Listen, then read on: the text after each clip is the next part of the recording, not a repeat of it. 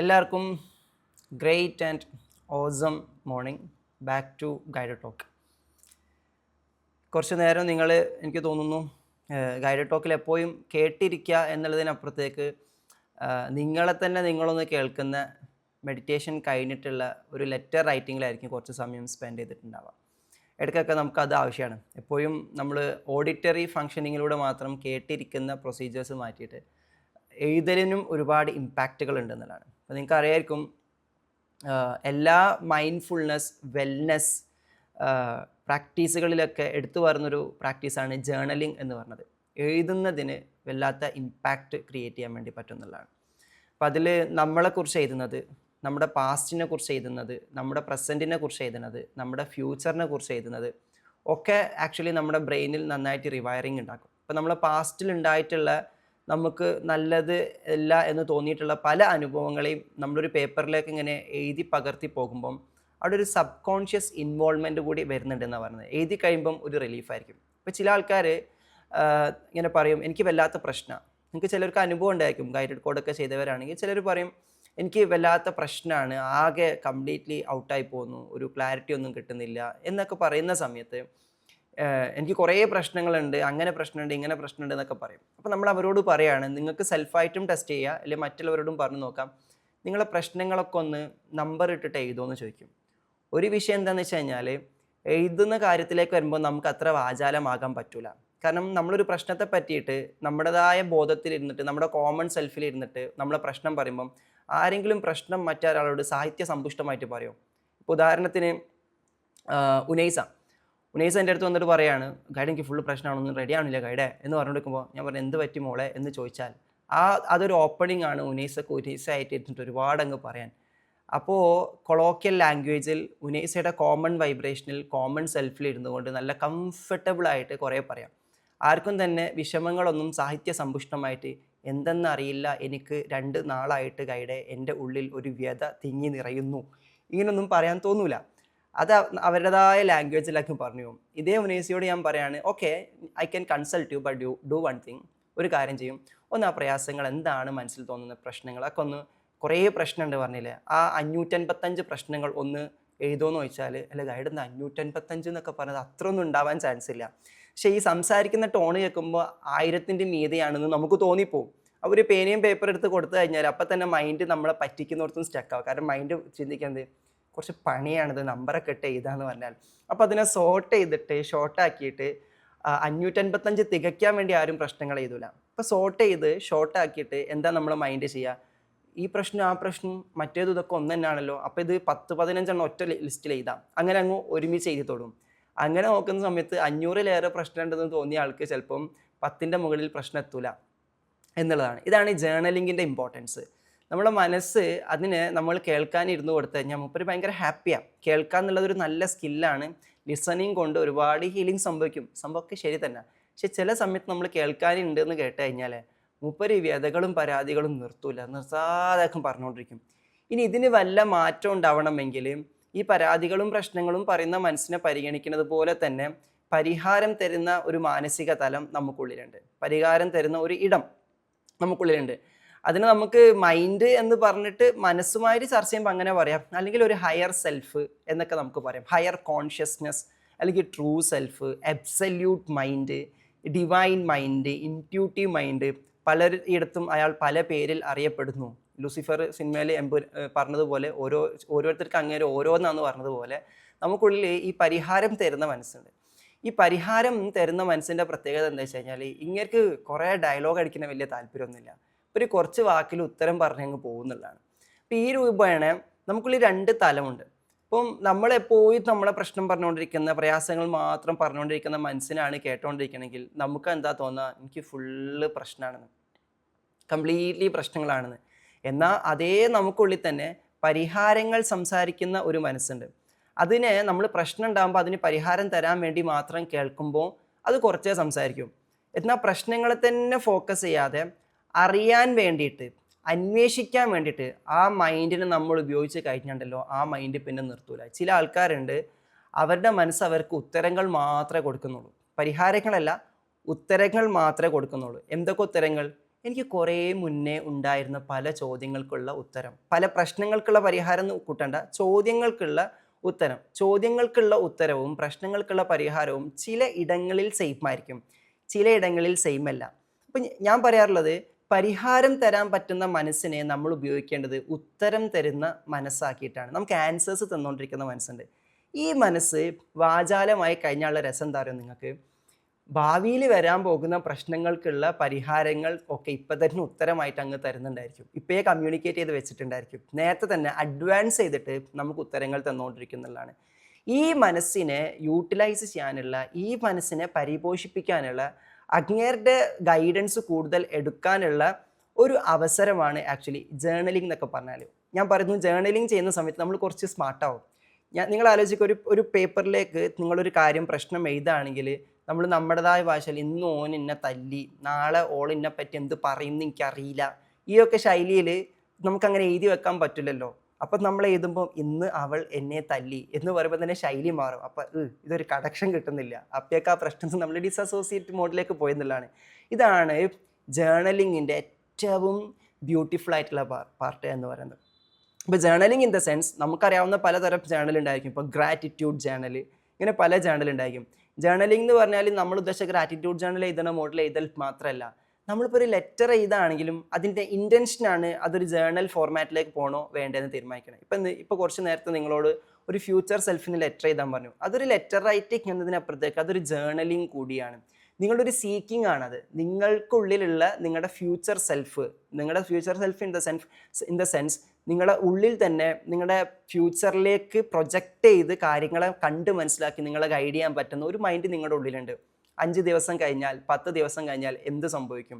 ഇപ്പോൾ ഉദാഹരണത്തിന് നിങ്ങൾക്ക് ഒരു 8 വർഷം കഴിഞ്ഞാൽ, അല്ലെങ്കിൽ ഒരു 6 വർഷം കഴിഞ്ഞാൽ മാരകമായിട്ടുള്ള അസുഖം അതിൻ്റെ മൂർധന്യാവസ്ഥയിലെത്തിയിട്ട് നിങ്ങൾ മരണമടയാനുള്ള ചാൻസ് ഉണ്ടെങ്കിൽ 6 വർഷം മുന്നേ തന്നെ ചെറിയൊരു വയറുവേദനയാക്കിയിട്ടോ ചെറിയൊരു തലവേദനയാക്കിയിട്ടോ ആ മനസ്സ് നേരത്തെ സിഗ്നൽ തരുന്നുണ്ടെങ്കിൽ എത്ര അഡ്വാൻസ്ഡ് ആയിട്ട് ഇൻഫർമേഷൻ തരുന്ന മനസ്സാണ് അത് നമ്മൾ മനസ്സിലാക്കാം.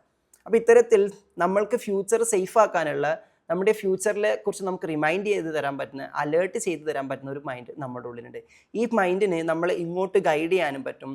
ഈ മൈൻഡുമായിട്ട്, ഈ സ്റ്റേറ്റ്, നമുക്കുള്ളിൽ ആ സ്റ്റേറ്റുമായിട്ട് നമുക്ക് കണക്ട് ചെയ്യാൻ പറ്റിക്കഴിഞ്ഞാൽ നമുക്ക് വേണ്ട വിധത്തിലേക്കുള്ള ഗൈഡൻസ് അതും സ്വീകരിച്ചിട്ട് നമ്മളെ മാറ്റിയെടുക്കാനും വേണ്ടി പറ്റും. അപ്പോൾ അതിന് ജേർണലിംഗ് പോലത്തെ ആക്ടിവിറ്റീസ് വളരെ യൂസ്ഫുൾ ആയിട്ടൊരു കാര്യമാണ്. അപ്പം വെറുതെ എന്തെങ്കിലും പ്രശ്നങ്ങൾ വന്നാൽ തന്നെ പലരും പറയാണ്ട്, ഈ ഹീലേഴ്സും ഒക്കെ പറയാറുണ്ട്, നിങ്ങൾ ജസ്റ്റ് എന്താണോ മൈൻഡിൽ വരുന്നത് അതിങ്ങനെ കുറിക്കാൻ പറയും, വരുന്നതിൻ്റെ ഫ്ലോയിൽ അങ്ങനെ എഴുതി പോകാൻ വേണ്ടി പറയും, ആ എഴുത്ത് ഇങ്ങനെ നിൽക്കുന്നത് വരെ എഴുതാൻ പറയും. അതൊക്കെ എഴുതി തീർക്കുമ്പോഴേക്ക് തന്നെ മൈൻഡിന് ഭയങ്കര റിലീഫ് വരുന്നത് ഈ ഹീലിംഗ് തെറാപ്പിയിലൊക്കെ പലരും യൂട്ടിലൈസ് ചെയ്യണേ കാണാറുണ്ട്. So writing is very much powerful. പക്ഷെ ഇന്നത്തെ കാലത്ത് നിങ്ങൾക്ക് അറിയാലോ, പേന പിടിക്കാനുള്ള സാധ്യത വളരെ കുറവാണ്. ഡിജിറ്റൽ വേൾഡിലേക്ക് നമ്മൾ പോയത് കൊണ്ട് തന്നെ നമുക്ക് പേന കൊണ്ടുള്ള കലാപരിപാടികൾ വളരെ കുറവാണ്. പിന്നെയുള്ള ഓപ്ഷൻ എന്ന് പറഞ്ഞാൽ ടൈപ്പ് ചെയ്യുക എന്നുള്ള. ഈ ന്യൂജനായിട്ടുള്ള ചില പിള്ളേരെ കാണുമ്പം, ഞാൻ അതിശയോക്തി പറയല്ല, ഞാൻ കൂട്ടി പറയല്ല, നമ്മൾ തന്നെ അത്ഭുതപ്പെട്ടു. അവർ പേന കൊണ്ട് എഴുതുന്നതിനേക്കാളും വേഗതയിൽ അവർ ടൈപ്പ് ചെയ്ത് തീർക്കുന്നില്ല. ചിലരെ കണ്ടപ്പോൾ ഞാനിങ്ങനെ വണ്ടർ അടിച്ചു പോയി. അപ്പോഴൊക്കെ നമുക്ക് നമ്മളോടൊക്കെ ചില ചിന്തകളൊക്കെ, നമ്മൾ 90 കിഡ്സ് പാവങ്ങൾ ഈ വേഗതയിലൊന്നും എത്തുന്നില്ലായിരുന്നല്ലേ. അവരിങ്ങനെ എഴുതുന്നതിനേക്കാളും വേഗതയിൽ ടൈപ്പ് ചെയ്തുകൊണ്ടിരിക്കുന്ന ഒരു കാലഘട്ടമാണെന്നുള്ളതാണ്. ടൈപ്പിംഗ് ഓക്കെ, ടൈപ്പിംഗ് ആണെങ്കിലും ഫൈൻ, പക്ഷെ അതിനേക്കാൾ ഇമ്പാക്റ്റ് പേന കൊണ്ട് എഴുതുമ്പം ഉണ്ടാവുന്നുള്ളതാണ്. ഇപ്പോൾ ചിലർക്ക് കംഫർട്ട് ടൈപ്പിംഗ് ആയിരിക്കാം, ദാറ്റ്സ് ടോട്ടലി ഫൈൻ, അങ്ങനെയാണെങ്കിലും കുഴപ്പമൊന്നുമില്ല.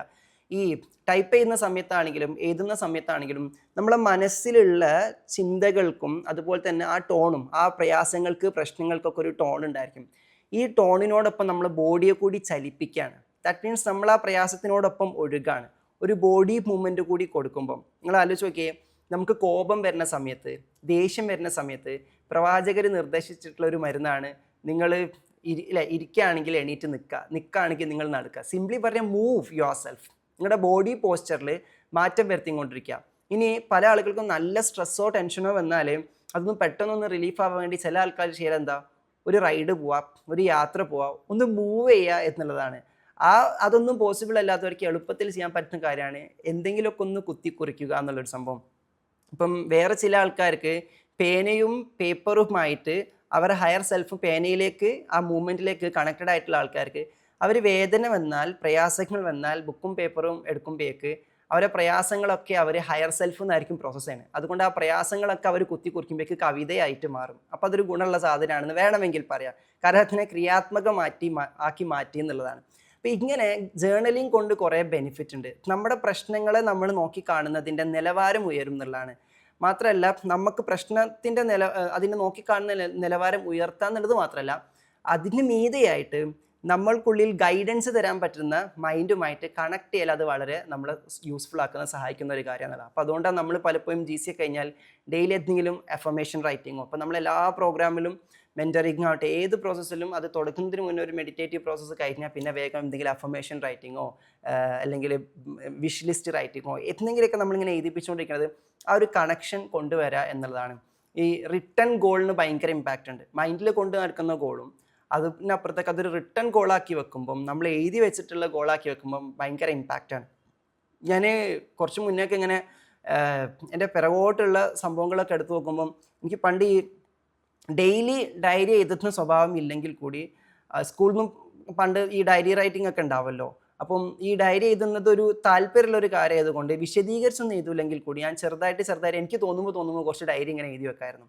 ഈ ഡയറി അന്നത്തെ വിഷയങ്ങളൊക്കെ അങ്ങനെ പ്രതിപാദിച്ച് വെച്ച് കഴിഞ്ഞാൽ അതിനോടൊപ്പം വെറുതെ ഒരു പുതുക്കി കുറച്ച് ആഗ്രഹങ്ങൾ കൂടി സെപ്പറേറ്റ് ആയിട്ട് എഴുതി വെക്കായിരുന്നു എന്നുള്ളതാണ്. ബിലീവ് മീ, ഞാൻ ആ ഡയറിയിൽ എഴുതി വെച്ചതൊക്കെ ഒരു മാജിക്ക് സംഭവിക്കുന്ന പോലെ പിന്നീട് അപ്പോഴൊക്കെയോ അതിനുവേണ്ടി ഒരു ടൂളോ ഒന്നും ചെയ്യാതെ സംഭവിച്ചതായിട്ട് കണ്ടപ്പോൾ ഞാൻ അത്ഭുതപ്പെട്ടു പോയിട്ടുണ്ടെന്നുള്ള. അപ്പോഴാണ് ഞാൻ ഓർത്തത് റിട്ടേൺ ഗോളുകളുടെ ഇമ്പോർട്ടൻ്റ് എന്താണെന്നുള്ളത്. അപ്പം നിങ്ങൾക്ക് പേനയും പേപ്പറുമായിട്ടുള്ള ബന്ധം ഉണ്ടാക്കിയെടുക്കുന്നതിന് ഇത്തരം letter writing, journal writings, affirmation writing, goal writing ഒക്കെ സഹായിക്കുന്നില്ല.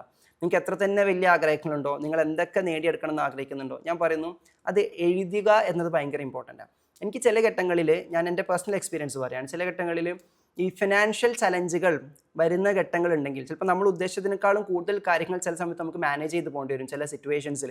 അപ്പോൾ നമുക്ക് അതിനനുസരിച്ച് നമ്മൾ പ്ലാൻ ചെയ്തിട്ടുണ്ടെങ്കിൽ പ്ലാൻ മാറ്റി അതിനെ പ്ലാൻ B, Cയിലേക്കൊക്കെ കൊണ്ടെത്തിക്കേണ്ട ചില ഘട്ടങ്ങളുണ്ടായിരിക്കും. പക്ഷെ അങ്ങനത്തെ ഭയങ്കര പ്രഷർ സിറ്റുവേഷൻസ് വരാണെങ്കിൽ പോലും ഞാനൊരു മരുന്നായിട്ട് കാണൽ, ഒരു ബുക്കും പെന്നും എടുക്കും, എന്നിട്ട് അതിങ്ങനെ ഓരോന്ന് എഴുതിയിട്ട് അതിനെങ്ങനെ അങ്ങോട്ടും ക്രോസ് ചെയ്ത് കാൽക്കുലേറ്റ് ചെയ്തിട്ട് എഴുതിക്കൊണ്ട് കാര്യങ്ങൾ പറഞ്ഞുകൊണ്ടിരിക്കും.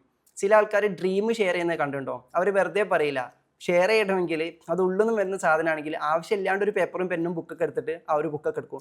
ഇപ്പം ഇതാണ് അച്ചുവേട്ടൻ്റെ വീട്, ഇതാണ് നമ്മളെ വീട്, ഇവിടെ ഇത്ര സെൻറ്റിൽ നിന്ന് അങ്ങോട്ടാണ് പോയിക്കൊണ്ടിരിക്കണേ, ഇവിടെ നമ്മൾ മുറിച്ച് കൊടുത്തു കഴിഞ്ഞാൽ പിന്നെ ഇതല്ലേ ബാക്കിയുള്ളൂ എന്നുള്ള രീതിയിൽ ഒന്ന് മൂവ് ചെയ്തിട്ട് ഡ്രീം പറയുമ്പോൾ നമുക്ക് ഉള്ളിൽ നിന്ന് വരുന്ന ഫീലിംഗ് ഉണ്ടാവുക. അപ്പോൾ എപ്പോഴും നമ്മുടെ ഹയർ സെൽഫ് എന്നുള്ള കമ്മ്യൂണിക്കേഷൻസ് ആണെങ്കിൽ അതിനോടനുസൃതമായിട്ടൊരു ബോഡി മൂവ്മെൻറ്റ് വന്നുകൊണ്ടിരിക്കുന്നില്ല.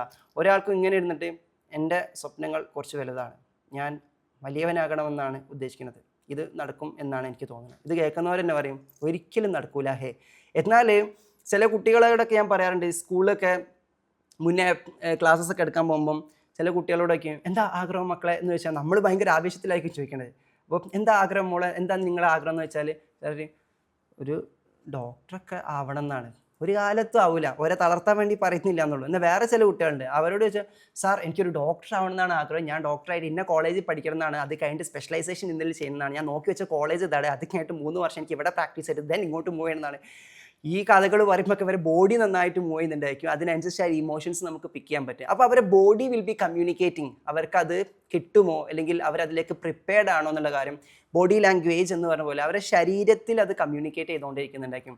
അപ്പം നമ്മൾക്ക് ആഗ്രഹങ്ങളൊക്കെ വരുമ്പം നമ്മുടെ മനസ്സും ശരീരവും ഒക്കെ അതിനു വേണ്ടി പ്രവർത്തിക്കണമെങ്കിൽ അതിൻ്റെ ആദ്യ ഘട്ടമാണ് ആഗ്രഹങ്ങൾ എഴുതിക്കൊണ്ട് ചർച്ച ചെയ്യാന്നുള്ളത്. അപ്പോൾ ഞാൻ ഏറ്റവും കൂടുതൽ എന്ത് കാര്യങ്ങൾ ചർച്ച ചെയ്യുകയാണെങ്കിൽ ഒരു പേപ്പറും പെന്നും എടുത്തിട്ട് അതിങ്ങനെ അതിൽ വരച്ച് കാണിക്കും, അതിലേക്ക് എഴുതി കാണിക്കും. പക്ഷേ ഈ ഡിസ്കഷൻ കഴിഞ്ഞാൽ ഇത് നോക്കി എനിക്ക് പോലും മനസ്സിലാവില്ല. കാരണം കുറേ അവിടെ വര, കുറേ ഇവിടെ കാൽക്കുലേഷൻസ്, കുറേ ഇവിടെ സർക്കിളും അതുപോലെ തന്നെ റെക്റ്റാങ്കിൾസും അതിൻ്റെ ഉള്ളിൽ ഇടക്കൂടെയൊക്കെ പോയിട്ട് ആകെ അലമ്പായിരിക്കും. പക്ഷേ ഈ മൂവ്മെൻറ്റ് നടത്തിയിട്ട് നമ്മൾ കമ്മ്യൂണിക്കേറ്റ് ചെയ്യുമ്പം കുറച്ചുകൂടി നമുക്ക് ഈസിനെസ് ഉണ്ടായിരിക്കും, കുറച്ചുകൂടി ഒരു ഫ്ലോ നമുക്ക് കിട്ടുന്നതാണ് കാണാൻ വേണ്ടി പറ്റുന്നില്ല. അത്രക്കും രസകരമായിട്ടുള്ള രഹസ്യങ്ങൾ ജേർണലിങ്ങിൽ കിടക്കുന്നുണ്ടെന്നുള്ള. അതുകൊണ്ട് എപ്പോഴും ജേർണലിങ് നമ്മളൊരു ശീലമാക്കി മാറ്റാൻ വേണ്ടി ശ്രമിക്കുക എന്നുള്ളതാണ്. നമ്മൾ ഗോൾസ് എഴുതി വെക്കുക എന്നത് ഭയങ്കര രസമാണ്. എഴുതിയ ഗോൾസിനെ പറ്റി തന്നെ വീണ്ടും എഴുതിക്കൊണ്ടിരിക്കുക എന്നുള്ളതും നല്ലൊരു കാര്യമാണെന്നുള്ള. അപ്പോൾ ഇത് നിങ്ങളുടെ ജീവിതത്തിൻ്റെ ഒരു ഭാഗമാക്കി മാറ്റാൻ വേണ്ടി നോക്കുക. ഇന്ന് നിങ്ങളോട് ഫ്യൂച്ചർ സെൽഫിന് ലെറ്റർ എഴുതാനാണ് പറഞ്ഞിട്ടുള്ളത്. നമ്മൾക്ക് ഉള്ളിലുള്ള ഈ പരിഹാരങ്ങൾ തന്നുകൊണ്ടിരിക്കുന്നതിന് മീതെ ഉത്തരങ്ങൾ തന്നുകൊണ്ടിരിക്കുന്ന മൈൻഡ് എന്നുള്ളത്. അപ്പോൾ ഈ ഉത്തരങ്ങൾ തന്ന് തന്നുകൊണ്ടിരിക്കുന്ന മൈൻഡിൻ്റെ ഉത്തരങ്ങൾ നമുക്ക് പരിഹാരവുമായിട്ട് മാറും. ചില ഘട്ടങ്ങളിൽ നമ്മൾക്ക് പരിഹാരങ്ങൾ തേടി അലയേണ്ടി വരുന്നത് നമ്മളെടുത്ത ചില തെറ്റായ തീരുമാനങ്ങളെ കൊണ്ടായിരിക്കാം. നമ്മൾ ചിലപ്പോൾ ചില വിഷയങ്ങൾ പ്രോസസ്സ് ചെയ്ത് എടുത്ത സ്റ്റെപ്പ് തെറ്റിപ്പോയതായിരിക്കാം. അതുകൊണ്ട് നമുക്കത് ഫിക്സ് ചെയ്യാൻ വേണ്ടിയിട്ട് ഒരു പരിഹാരം വേണ്ടി വരുന്നത്. എന്നാൽ ഓൾറെഡി നമുക്ക് ഗൈഡൻസ് തന്നുകൊണ്ടിരിക്കുന്ന, ആൻസേഴ്സ് തന്നുകൊണ്ടിരിക്കുന്ന മൈൻഡുമായിട്ട് നമ്മൾ കണക്റ്റഡ് ആണെങ്കിൽ നമ്മൾ ആ ഗൈഡൻസ് തന്നെ പോകുന്നത് കൊണ്ട് യൂ ടേണുകൾ കൂടുതൽ എടുക്കേണ്ടി വരില്ല എന്നുള്ളതാണ്. അപ്പോൾ അതാണ് ഉത്തരങ്ങൾ തരുന്ന ഹയർ സ്റ്റേറ്റിലുള്ള, ഹയർ കോൺഷ്യസ്നെസ്സിൽ നിൽക്കുന്ന, ഹയർ സെൽഫിൽ നിൽക്കുന്ന മനസ്സിൻ്റെ പ്രത്യേകത. സോ എപ്പോഴും എഴുതുക എന്നത് അതുമായിട്ട് ബന്ധം സ്ഥാപിക്കാനുള്ള ഒരു വഴിയാണ് എന്ന് നിങ്ങൾ മനസ്സിലാക്കുക എന്നുള്ള. ഓക്കെ, നമ്മുടെ സെൽഫ് ടോക്കിൻ്റെ ക്വാളിറ്റി ആക്ച്വലി തീരുമാനിക്കുന്നുണ്ട് നമ്മുടെ ലൈഫിൻ്റെ ക്വാളിറ്റി എങ്ങനെയാണ്. ഇത് ഞാൻ മുന്നേ പറഞ്ഞിട്ടുള്ള ഒരു കാര്യമാണ്. നമ്മുടെ സെൽഫ് ടോക്ക് എങ്ങനെയാണോ പോയിക്കൊണ്ടിരിക്കുന്നത് അതിനനുസരിച്ചിരിക്കും നമ്മുടെ സെൽഫ് ടോക്കിനെ കുറച്ചുകൂടി ക്വാളിറ്റി ഉള്ള സെൽഫ് ടോക്ക് ആക്കി മാറ്റാൻ ജേർണലിംഗ് സഹായിക്കും, യാതൊരു സംശയമില്ല. നിങ്ങൾ ഈ ഗ്രാറ്റിറ്റ്യൂഡ് ജേർണൽ, ഈ ഫോർഗിവ്നെസ് ജേർണൽ അതൊക്കെ മാറ്റി വെച്ചിട്ട് വെറുതെ എന്തെങ്കിലും എഴുതുന്ന ശീലം കുറച്ചാക്കി നോക്കിയേ, അതിനനുസൃതമായിട്ട് ദിവസം പോകുന്നതിനനുസരിച്ച് നിങ്ങളുടെ ഇൻറ്റേർണൽ കമ്മ്യൂണിക്കേഷൻ്റെ ക്വാളിറ്റി മാറുന്നത് കാണാൻ വേണ്ടി പറ്റും. ഇൻറ്റേർണൽ കമ്മ്യൂണിക്കേഷൻ്റെ ക്വാളിറ്റി മാറിയാൽ പിന്നെ ഒരുപാട് ഗുണങ്ങളുണ്ട് എന്നുള്ളതാണ്. നമ്മൾ ഏറ്റവും കൂടുതൽ ഇൻറ്റേർണലി കമ്മ്യൂണിക്കേറ്റ് ചെയ്യുന്ന ആളാണ്. ഇപ്പം നിങ്ങൾ എന്നെ കേട്ടോണ്ടിരിക്കുമ്പോൾ പോലും നിങ്ങൾക്കുള്ളിൽ കുറേ ഇൻറ്റേർണൽ കമ്മ്യൂണിക്കേഷൻസ് നടന്നുകൊണ്ടിരിക്കുന്നുണ്ട്. നിങ്ങൾ ചിലത് കണക്ട് ചെയ്യുന്നുണ്ട്, ചില തോട്ടുകൾ വന്നുകൊണ്ടിരിക്കുന്നുണ്ട്. So your internal communication is still going. Even ചിലപ്പോൾ നിങ്ങളുടെ ഹയർ സെൽഫ് ഇവിടെ എന്നെ കേട്ടോണ്ടിരിക്കുന്ന സമയത്ത് പോലും നിങ്ങളുടെ കോമൺ ലോവർ സെൽഫിൽ കുറേ കാര്യങ്ങൾ അതിൻ്റെ കാര്യമായിട്ട് ഇങ്ങനെ ബന്ധപ്പെട്ട് പോകുന്നുണ്ടായിരിക്കുന്നതാണ്. സോ ഫസ്റ്റ് നമ്മൾ ഫിക്സ് ചെയ്യേണ്ടത് ആ ഇൻറ്റേർണൽ കമ്മ്യൂണിക്കേഷൻസ് ആണ്. ആ ഇൻറ്റേർണൽ കമ്മ്യൂണിക്കേഷൻ്റെ റിഫ്ലക്ഷൻ ആണല്ലോ നമ്മുടെ ഫേഷ്യൽ ടോണായിട്ടും നമ്മുടെ റിയാക്ഷൻസ് ആയിട്ടൊക്കെ വന്നുകൊണ്ടിരിക്കുന്നത്. ഒരു കഴിഞ്ഞ 10 മിനിറ്റ് എൻ്റെ ഉള്ളിൽ എന്ത് കമ്മ്യൂണിക്കേഷനാണോ പോയിക്കൊണ്ടിരുന്നത്, ആ പോയിക്കൊണ്ടിരുന്നതിൻ്റെ അടിസ്ഥാനത്തിലായിരിക്കും എന്നോട് പെട്ടെന്ന് ഒരാൾ വന്നിട്ട് ഒരു കാര്യം ചോദിച്ചു കഴിഞ്ഞാൽ അവർക്ക് കൊടുക്കുന്ന റെസ്പോൺസ് അത് ഞാൻ ചിന്തിച്ചതുമായിട്ട് ബന്ധമില്ലെങ്കിൽ കൂടി ആ ചിന്തിച്ചതിൻ്റെ അവസ്ഥയിൽ ഇരുന്നു കൊണ്ടായിരിക്കും ഒരു റിയാക്ഷൻ്റെ കോഗ്നിറ്റീവ് പ്രോസസ്സ് നടക്കുന്നത്. അപ്പോൾ കഴിഞ്ഞ 10-15 മിനിറ്റ് ഞാൻ ഏറ്റവും ക്വാളിറ്റിയുള്ള കമ്മ്യൂണിക്കേഷൻസിലൂടെയാണ് കടന്നു പോയിട്ടുണ്ടായിരുന്നെങ്കിൽ എൻ്റെ കുട്ടി വന്നിട്ടോ, ഹസ്ബൻഡ് വന്നിട്ടോ, ഫ്രണ്ട്സ് വന്നിട്ടോ, അയൽവാസികൾ വന്നിട്ടോ ഒക്കെ എന്തെങ്കിലുമൊക്കെ എന്നോട് ചോദിക്കുമ്പം ഞാൻ അവിടെ കൊടുക്കുന്ന റെസ്പോൺസിന് വേറൊരു തലത്തിലുള്ള ഒരു ക്വാളിറ്റി ഉണ്ടായിരിക്കും എന്നുള്ളതാണ്. വി ഡോണ്ട് നോ നമ്മളൊരാളൊരു കാര്യം ചോദിച്ചാൽ ആ സമയത്ത് ഏത് മോഡൽ റിയാക്ഷൻ കൊടുക്കും, ഏത് മോഡൽ അതിന് ആൻസർ കൊടുക്കും എന്നുള്ളൊരു കാര്യം. അപ്പോൾ ആ ആൻസറിങ്ങിൻ്റെ ക്വാളിറ്റി പെട്ടെന്ന് എലവേറ്റ് ചെയ്യുന്നതായിട്ട് കാണാൻ വേണ്ടി പറ്റും. ഏറ്റവും വലിയ ബ്യൂട്ടി എന്ന് പറയുന്നത് ക്യാരക്ടറാണ്.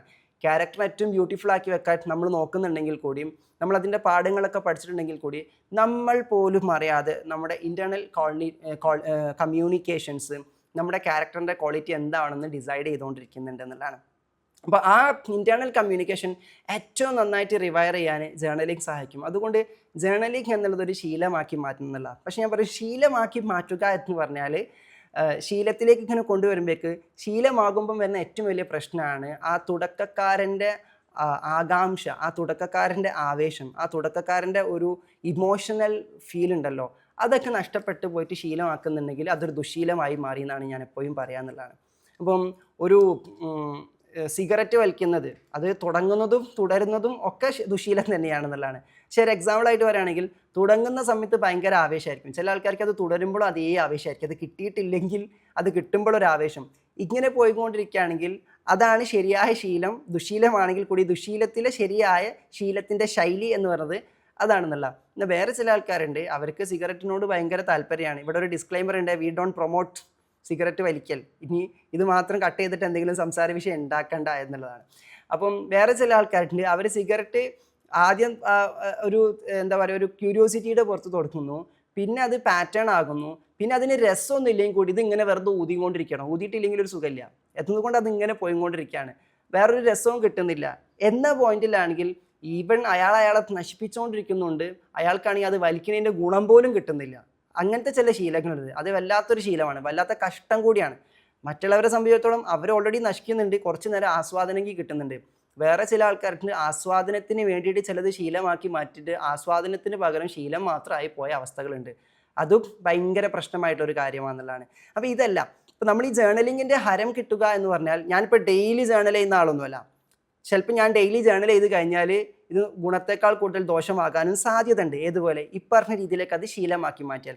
അപ്പോൾ ശീലത്തിന് വേണ്ടി തുടങ്ങുക എന്നതിനപ്പുറത്തേക്ക് ജേർണലിങ് എന്തെങ്കിലുമൊക്കെ ഒരു റൈറ്റിംഗ്, എന്തെങ്കിലും ഒരു നമ്മൾ ഗോൾ ചെയ്തല്ലോ, അല്ലെങ്കിൽ കുറച്ച് ഗ്രാറ്റിറ്റ്യൂഡ് എഴുതി വെക്കലോ, അല്ലെങ്കിൽ ഡേറ്റ് ഇട്ടിട്ട് ഇന്ന സമയത്തിനുള്ളിൽ ഇന്ന കാര്യങ്ങൾ ആക്കിയെടുക്കുക എന്നുള്ളതോ, ഇതിനൊരു ആചാര അനുഷ്ഠാനം പോലെയൊക്കെ ആക്കിയിട്ട് അലമ്പാക്കാതെ അത് സംഭവിക്കുന്നതാണ്, നാച്ചുറലി സംഭവിക്കുന്നത്. ഇപ്പോൾ കഴിഞ്ഞ ഒരു മാസത്തിൻ്റെ ഇടയിൽ എനിക്ക് എത്ര ജേർണലിംഗ് നടന്നു വെച്ചാൽ പല സമയത്തായിട്ട് ജേർണലിംഗ് നടന്നിട്ടായിരിക്കും. ഞാൻ ഒരിക്കലും ജേർണലിംഗ് ചെയ്യാൻ വേണ്ടി ഇരുന്നപ്പോൾ ആയിരിക്കില്ല, അല്ലാത്ത മൊമെൻറ്റുകളിൽ ഒരാൾക്ക് എങ്ങനെയാണോ ചിലപ്പോൾ കവിത സംഭവിക്കുക. കവിത എന്ന് പറയുന്നത് ഒരു ടൈപ്പ് ഓഫ് ഹയർ സെൽഫ് ഇങ്ങോട്ട് തരുന്ന ജേർണലാണ്, നമ്മളോട് ഇങ്ങോട്ട് സംസാരിക്കുന്ന ജേർണലാണ്. അപ്പോൾ പോയം എഴുതാൻ വേണ്ടിയിട്ട് ഡെയിലി ഇങ്ങനെ ഇരുന്ന് എഴുതി ഉണ്ടാക്കുന്നതും, എന്നാൽ പല ഘട്ടങ്ങളിലായിട്ട് ഈ നമ്മൾ പറയില്ലേ വഹിയൊക്കെ വരുന്നത് പോലെ നമ്മളിങ്ങനെ കാത്തിരിക്കുമ്പോൾ എന്നല്ല ദൈവത്തിൻ്റെ ഡിവൈറ്റ് മെസ്സേജുകൾ എപ്പം വേണമെങ്കിലും വരാം, അല്ലാണ്ട് നാളെ 12 മണിക്ക് റെഡി ആയിട്ട് ഇരുന്നോളൂ വരും, അങ്ങനെയല്ല. ഇറ്റ് ഹാപ്പൻസ് എന്നുള്ളതാണ്. ഇതേ മോഡിൽ ജേർണലിങ് നമ്മൾക്കത് ചെയ്യണം, നമുക്ക് ആ കണക്ഷൻ ബിൽഡായിട്ടുണ്ടെങ്കിൽ നമ്മൾ പോലും അറിയാണ്ട് ചില മൊമെൻറ്റുകളിൽ അത്തരം ജേർണലിങ് ഇങ്ങനെ സംഭവിച്ചു പോകുക എന്നുള്ളതാണ്. കവിതകളൊക്കെ അങ്ങനെ ചില സമയത്ത് നമ്മൾ അറിയാണ്ട് ഇങ്ങനെ വരികൾ വന്നുകൊണ്ടിരിക്കും, അപ്പം ഇങ്ങനെ അത് കുറിച്ച് വെച്ച് പിന്നെ അതൊരു സമാഹാരമായിട്ട് മാറാറുണ്ട്. ഇതേപോലത്തെ ഒരു അനുഭവം, ഒരു കണക്ഷൻ ജേർണലിങ്ങുമായിട്ട് നിങ്ങൾക്ക് ഉണ്ടാക്കിയെടുക്കാൻ പറ്റുകയാണെങ്കിൽ ദാറ്റ് വുഡ് ബി വണ്ടർഫുൾ. നിങ്ങളുടെ ജീവിതത്തിൻ്റെ ക്വാളിറ്റി മാറ്റുന്നതിൽ അത് തന്നെ ഒരുപാട് സഹായകമാകും എന്നുള്ളതാണ്. ഇപ്പോൾ എല്ലാവരും കുറേ പ്രാക്ടീസുകൾ ചെയ്തിട്ടൊന്നല്ല ലൈഫ് മാറിയിട്ടല്ലേ. കുറേ പ്രാക്ടീസുകൾ ഉണ്ടോയെന്ന് വെച്ചാൽ അത് ഉണ്ട്. അത് നമ്മുടെ ലക്ഷ്യത്തിനനുസരിച്ചിരിക്കും. നമ്മൾക്കുള്ളിലെ ഏത് തലത്തെ എക്സ്പ്ലോർ ചെയ്യാനാണ് പ്ലാൻ ചെയ്തിരിക്കുന്നത് അതിനനുസരിച്ചിരിക്കും എത്രത്തോളം പ്രാക്ടീസുകൾ. ഇപ്പം നമ്മളീ പറഞ്ഞുകൊണ്ടിരിക്കുന്ന പല മനഃശുദ്ധീകരണ പ്രക്രിയകളും മനഃശക്തി പരിശീലന സംവിധാനത്തിൽ ഉൾപ്പെടുത്തിയിട്ടുള്ള പല ടൂളുകളും എന്നൊക്കെ പറഞ്ഞാൽ ഇത് മനഃശക്തി ആർക്കാണ് വേണ്ടത് എന്ന് ചോദിച്ചു കഴിഞ്ഞാൽ എനിക്ക് എൻ്റെ കുടുംബം നോക്കാൻ, എൻ്റെ മക്കളെ റെഡിയാക്കി എടുക്കാൻ എന്ന് പറഞ്ഞാൽ അത് ചെറിയ ആവശ്യമാണ്. ആ ചെറിയ ആവശ്യത്തിന് നമ്മൾ ഈ മനഃശക്തി ഉണ്ടാവണം എന്നൊക്കെ പറഞ്ഞുകൊണ്ടിരിക്കണേ. അത് ചിലപ്പോൾ ഇത്രത്തോളം അലമ്പാക്കേണ്ട ആവശ്യമൊന്നും ഉണ്ടാവില്ല. കുറച്ചൊരു ലോകബോധം ഉണ്ടായാലും കാര്യബോധം ഉണ്ടായാൽ തീരാവുന്ന വിഷയം ഉണ്ടാവുള്ളൂ. അതിന് വേണ്ടിയിട്ട് നമ്മൾ ചിലപ്പോൾ കഷ്ടപ്പെട്ട് കുറേ ടൂളുകളൊക്കെ എടുത്ത് ഇങ്ങനെ ആക്കി കൊണ്ടുപോകേണ്ട ഒരു ആവശ്യം ഉണ്ടായിക്കൊള്ളുന്നില്ല. അതിൻ്റെ ബേസിക് ആയിട്ടുള്ള കുറച്ച് അറിവുകൾ ഉണ്ടാക്കുക എന്നുള്ളതാണ്. ആ അറിവില്ലായ്മയെ മറച്ചു വെക്കാൻ നമ്മൾ കുറേ കാര്യങ്ങൾ ചെയ്യുന്നത് പോലെ ആയി പോകാനും സാധ്യതയുണ്ട്. എന്നാൽ ഇതിനപ്പുറത്തേക്ക് വലിയൊരു ദൗത്യം നമുക്കത് എൻ്റെ ഉള്ളിലെ തന്നെ ഏറ്റവും ഹയസ്റ്റ് സെൽഫിൻ്റെ എക്സ്പ്ലോറേഷൻ ലക്ഷ്യമാക്കി പോകുന്ന ആൾക്കാരെ സംബന്ധിച്ചിടത്തോളം they need continuous cleansing, they need continuous tool applying. അതങ്ങനെ കൊടുത്ത് ലെയർ ബൈ ലെയർ ആയിട്ട് ആ എവല്യൂഷന് സംഭവിച്ചുകൊണ്ടിരിക്കുക എന്നുള്ളത്. ഇപ്പം ജേർണലിംഗ് എന്ന് പറയുന്നത് നമ്മൾക്കിപ്പോൾ ഒരു ബേസിക് ലെവലിൽ പറയുകയാണെങ്കിൽ അത് ഒരു ശീലമായിട്ട് ഒരു ചിട്ടയായിട്ട് കൊണ്ട് നടക്കുന്നവർക്ക് അത് കണക്ഷൻ കിട്ടുന്നുണ്ടെങ്കിൽ കൊണ്ടുപോയിക്കോളൂ. അല്ലാണ്ട് കണക്ഷൻ കിട്ടാതെ അത് കൊണ്ടുപോയിട്ട് അതിൻ്റെ ഉള്ള പവറും കളഞ്ഞിട്ട് പിന്നെ ജേർണലിംഗ് ഞാൻ വേറെ ഏതെങ്കിലും സെഷനിൽ പറയുമ്പോൾ എനിക്ക് വർക്കാവില്ല എന്ന് പറയും. അപ്പോൾ അത് വർക്കാവാത്തതല്ല, നമ്മളത് വേർത്തി അല്ലാത്ത മോഡിൽ വർക്കൗട്ട് ചെയ്യാൻ ശ്രമിച്ചത് കൊണ്ട് വന്ന പ്രശ്നമാണ്. അതുകൊണ്ട് നമുക്കത് കിട്ടാതെ പോയി. അപ്പോൾ അത് വളരെയധികം ശ്രദ്ധിക്കണം ഇത്തരം കാര്യങ്ങളൊക്കെ ആയിട്ട് അസോസിയേറ്റ് ചെയ്ത് പോകുമ്പോൾ. അപ്പം ഇങ്ങനെ നിങ്ങൾക്ക് എന്താണോ എഴുതി വെക്കാൻ തോന്നും, ഇപ്പോൾ ഫോർഗീവ്നെസ് ജേർണൽ, ഗ്രാറ്റിറ്റ്യൂഡ് ജേർണൽ എന്നൊക്കെ പറയുന്ന പോലെ എന്തെങ്കിലുമൊക്കെ ഒരു കുത്തിക്കുറിക്കുന്ന ഒരു സ്വഭാവം നമുക്ക് ഉണ്ടാവുന്നത് വളരെ നല്ലതാണെന്നുള്ളതാണ്. അപ്പം ചില സമയത്ത് മനസ്സിൽ വല്ലാത്ത ടെൻഷൻ വന്നിട്ടൊക്കെ വേറെ സ്കൂളിലൊക്കെ പഠിക്കുമ്പോൾ നമുക്കറിയാം ഫ്രണ്ട്സിനോടൊക്കെ ഇങ്ങനെ പറയുകയാണെങ്കിൽ ഫ്രണ്ട്സിനോട് പ്രശ്നം പറയണ്ടായിരിക്കും, പക്ഷേ ബുക്കുള്ളത് കൊണ്ട് പുസ്തകത്തിൽ പൂത്തറ ഉണ്ടാക്കുന്നുണ്ടായിരിക്കും, നമ്മൾ ചിത്രം വരച്ചുകൊണ്ടിരിക്കുന്നത് അതില്ല. പിന്നെ എന്താണെന്ന് വെച്ചാൽ എനിക്ക് എന്തോ ഒരു ഇതാവണില്ല എന്നൊക്കെ പറയും. കഥ ഇങ്ങനെ പറയുന്ന ഇതിൻ്റെ ഇടയിൽ കൈ ഇങ്ങനെ ഫോണുണ്ടായിരിക്കും. അപ്പോൾ അതൊരു അൺകോൺഷ്യസ് പ്രൊസീജിയറാണ്. നമ്മളിവിടെ ഒരു കാര്യം പറഞ്ഞുകൊണ്ടിരിക്കുമ്പോൾ നമ്മുടെ മൈൻഡ് അറിയാതെ അതിനെന്ത് ചെയ്തുകൊണ്ടിരിക്കുകയാണ്, അവിടെ എഴുതി തീർത്തുകൊണ്ടിരിക്കുക എന്നുള്ളത്. ഇപ്പോൾ ചില എക്സ്പേർട്ടായിട്ടുള്ള സൈക്കോളജിസ്റ്റുകളുടെ അടുത്തൊക്കെ പോയി കഴിഞ്ഞാൽ അവരിതേപോലെ തന്നെ ഈ ജേർണൽ മെത്തേഡിൽ പലതും എഴുതിപ്പിക്കും. അപ്പം ജസ്റ്റ് ഇങ്ങനെ എഴുതിപ്പിക്കും, അല്ലെങ്കിൽ കുത്തി വരയ്ക്കാനൊക്കെ പറയും. ഈ കുത്തി വരച്ചതിൻ്റെ ഉള്ളിൽ പോലും നമ്മുടെ അൺകോൺഷ്യസ് പാറ്റേൺസ് കിടക്കുന്നുണ്ട് എന്നുള്ളതാണ്. അപ്പോൾ അവർക്കത് വായിക്കാനും അത് റീഡ് ചെയ്യാനും ഏത് ഇമോഷൻസിലാണ് ഇവർ കണക്ട് ചെയ്ത് കിടക്കണമെന്ന് പോലും മനസ്സിലാക്കാൻ ഡീകോഡ് ചെയ്യാൻ അവർക്ക് പറ്റുന്നു എന്നുള്ളതാണ്. അപ്പോൾ there is lots of things in writing. എഴുതുക എന്നതിൽ ഒരുപാട് രഹസ്യങ്ങളുണ്ട് എന്നുള്ളതാണ്. കാരണം ദൈവം തന്നെ മനുഷ്യനെ പരിചയപ്പെടുത്തിയിട്ടുള്ളത് നിങ്ങളെ പേന കൊണ്ട് എഴുതാനും അതുപോലെ തന്നെ വായിക്കാനും പഠിപ്പിച്ചവനാണ്. അപ്പം അത് ദൈവികമായൊരു പ്രതിഭാസമാണ് പേന എന്ന് പറയുന്നത്, എഴുതുക എന്ന് പറയുന്നത്, വായിക്കുക എന്ന് പറയുന്നത് ഒരു ദൈവികമായ പ്രതിഭാസമാണ്. അതുകൊണ്ടാണ് പരിശുദ്ധ ഖുർആനിൻ്റെ ഒക്കെ ആദ്യ വേഴ്സ് തന്നെ നീ വായിക്കുക എന്ന് പറഞ്ഞു തുടങ്ങുന്നത്. വായിക്കണമെങ്കിൽ എഴുതാതെ ഒരിക്കലും വായിക്കാൻ വേണ്ടി പറ്റില്ലല്ലോ. അപ്പോൾ എഴുതപ്പെട്ടതേ വായിക്കാൻ വേണ്ടി പറ്റുള്ളൂ. അപ്പം വേദം തന്നെ നിങ്ങൾ വായിച്ചു തുടങ്ങുക എന്ന് പറഞ്ഞാൽ അവിടെ അക്ഷരങ്ങൾക്ക് ഇമ്പോർട്ടൻസ് ഉണ്ട്, എഴുത്തിന് ഇമ്പോർട്ടൻസ് ഉണ്ട്. എഴുതിയതിനെ നമുക്ക് എന്ത് ചെയ്യാൻ പറ്റില്ല, വായിക്കാൻ പറ്റുള്ളൂ. ആദ്യം തന്നെ നിങ്ങൾ എഴുതുക എന്നിട്ട് വായിക്കുക എന്നതല്ല, നിങ്ങൾ വായിക്കുക. അപ്പം ആ വായനയിലേക്ക് നമ്മളെ കൊണ്ടുപോകുന്നത്, നമ്മളെ വായിക്കുന്നതിലേക്ക്, ഈ പ്രപഞ്ചത്തെ വായിക്കുന്നതിലേക്കൊക്കെ നമ്മളെ കൊണ്ടുപോകുന്നത് അക്ഷരങ്ങളും പേനയും പുസ്തകവും ഒക്കെ തന്നെ. അപ്പോൾ അതിനൊരു ഡിവൈൻ മെറ്റഫറിക്കൽ മോഡ് ഉണ്ട് എന്നുള്ളതാണ്. അപ്പം നിങ്ങളൊരു ക്ലീൻ ആയിട്ടുള്ള പേപ്പറിൽ, ഒരു വൈറ്റ് ആയിട്ടുള്ള പേപ്പർ എടുത്തിട്ട് ആ പേപ്പറിൽ നിങ്ങൾ കുറച്ച് കാര്യങ്ങൾ ഇങ്ങനെ എഴുതി തുടങ്ങുകയാണെങ്കിൽ ആക്ച്വലി പറഞ്ഞാൽ നിങ്ങളുടെ മനസ്സിലും കൂടി അത് കൊത്തി വെക്കുന്നത് പോലെ തന്നെയാണ്. ഈ മനസ്സിൻ്റെ ചില ഉപബോധ തലത്തിൻ്റെ ചില മെറ്റഫറിക്കൽ മോഡുകളുണ്ട്. അപ്പോൾ ആ മെറ്റഫേഴ്സിലാണ് എപ്പോഴും സബ് കോൺഷ്യസ് സംസാരിച്ചുകൊണ്ടിരിക്കുക. അതുവഴിയാണ് നമുക്ക് ഉപബോധത്തെ സ്വാധീനിക്കാൻ വേണ്ടി പറ്റാമെന്ന് പറയാറുണ്ട്. അപ്പം നമ്മൾ പുറത്തൊരു തേങ്ങ എറിഞ്ഞ് ഉടയ്ക്കുന്ന സമയത്ത് അത് പുറത്തേക്ക് എറിഞ്ഞിട്ടുള്ളൂ, തേങ്ങ പൊട്ടിയെന്നല്ലാണ്ട് വേറൊന്നും സംഭവിക്കാനില്ല എന്നല്ല. പക്ഷെ അതിനപ്പുറത്തേക്ക് നമ്മളൊരു പ്രത്യേക ഇൻറ്റൻഷൻ വെച്ചുകൊണ്ട് എല്ലാം ഇതിലൂടെ അങ്ങ് പോകട്ടെ എന്നൊരു ഇൻറ്റൻഷൻ വെച്ച് എറിയുമ്പോഴേക്ക് ആക്ച്വലി സബ് കോൺഷ്യസ് അത് പൊട്ടുമ്പം സബ് കോൺഷ്യസിൽ ഒരു സാധനം പൊട്ടുന്നതായിട്ട് subconscious will reflect back. അപ്പോൾ it connects in the sense okay ഇതോടുകൂടി. അപ്പോൾ അവിടെ ഒരു പ്ലാസിബോ ഇഫക്റ്റ് സംഭവിക്കാം, അവിടെ ഒരു ഫെയ്ത്ത് ഓറിയൻറ്റഡ് ആയിട്ട് സംഭവിക്കുന്ന കുറച്ച് പ്രൊസീജിയേഴ്സ് സംഭവിക്കാം. ഇങ്ങനെ പലതും ഉണ്ടാവാന്നുള്ളതാണ്. ഇതുപോലെ തന്നെ നമ്മളിങ്ങനെ വിഷമങ്ങളൊക്കെ എഴുതിയിട്ട് അതും കത്തിച്ച് കളയുമ്പം നമ്മുടെ ഉപബോധത്തിലേക്ക് നമ്മൾ കൊടുക്കുന്ന ഒരു ഇൻഡയറക്റ്റ് മെസ്സേജ് ഉണ്ട്. നമ്മളെ ഉപബോധം നോക്കും എന്താ ഈ പരിപാടി കൊണ്ട് ഉദ്ദേശിക്കുന്നത്, എന്താണ് കവി ഉദ്ദേശിക്കുന്നത്. അപ്പം നമ്മൾ അതിൻ്റെ ഉദ്ദേശം കൊടുക്കുകയാണ്, ഇത് എഴുതുന്നതോടുകൂടി എൻ്റെ പ്രശ്നങ്ങൾ തീരുന്നു. അവിടെയാണ് ഇൻറ്റൻഷൻ്റെ ഇമ്പാക്റ്റ്. ചെയ്യുന്ന ഓരോ കാര്യങ്ങളും നീയത്ത് ശ്രദ്ധിച്ച് ഇൻറ്റൻഷൻ വെച്ചിട്ട് ചെയ്യണമെന്ന് പറയാനുള്ള കാരണം ഇൻറ്റൻഷൻ്റെ ബേസിസിലാണ് സബ് കോൺഷ്യസ് കാര്യങ്ങളെ റീഡ് ചെയ്യുക. നമ്മളായിട്ട് ഒരു ഇൻറ്റൻഷൻ കൊടുക്കുന്നില്ലെങ്കിൽ തോന്നിയ ഏതെങ്കിലും ഇൻറ്റൻഷൻ വെച്ചിട്ട് അതിനെ മാറ്റും. അപ്പോഴാണ് അതെന്താവുക പ്രശ്നമായിട്ട് മാറാന്നുള്ളതാണ്. അപ്പോൾ നമ്മളെ സബ് കോൺഷ്യസ് പാസ്റ്റ് ആയിട്ടുള്ള എക്സ്പീരിയൻസിലോ നമ്മുടെ പാരൻസിൻ്റെ എക്സ്പീരിയൻസിലോ ഒക്കെ ഈ ഒരു കാര്യത്തിൻ്റെ ഇൻറ്റൻഷൻ എന്തായിരുന്നു ചെക്ക് ചെയ്തിട്ട് അതുമായിട്ട് അസോസിയേറ്റ് ചെയ്തിട്ട് നമ്മൾ അതിന് ആ ചെയ്ത കാര്യങ്ങളൊക്കെ ഈ ഇൻറ്റൻഷനിലേക്ക് മാറ്റുമ്പോൾ അതിൻ്റെ ഗുണമായിരിക്കും നമുക്ക് കിട്ടിക്കൊണ്ടിരിക്കുക എന്നുള്ളതാണ്. സോ റൈറ്റിങ്ങിന് ജേർണലിങ്ങിന് ഒരു ഇൻറ്റൻഷൻ നമ്മൾ കൊടുത്തിട്ട് എഴുതുന്ന സമയത്ത് ഇപ്പം ഞാൻ ഓൾറെഡി ഇൻറ്റൻഷൻ നമുക്ക് സെറ്റ് ചെയ്യാൻ പറയും വൈ ജേർണലിങ്. ഇപ്പം നമ്മൾ അതിന് ഇൻറ്റൻഷൻ കൊടുത്തുകൊണ്ടിരിക്കുകയാണ്. ഇതാണ് അതിൻ്റെ ഇൻറ്റൻഷൻ എന്നുള്ളത് സെറ്റ് ചെയ്തുകൊണ്ടിരിക്കുക. അത് സെറ്റ് ചെയ്ത് ചെയ്യുമ്പോൾ ഉണ്ടാവുന്ന ഒരു മാജിക്കൽ സംഭവങ്ങളുണ്ട്.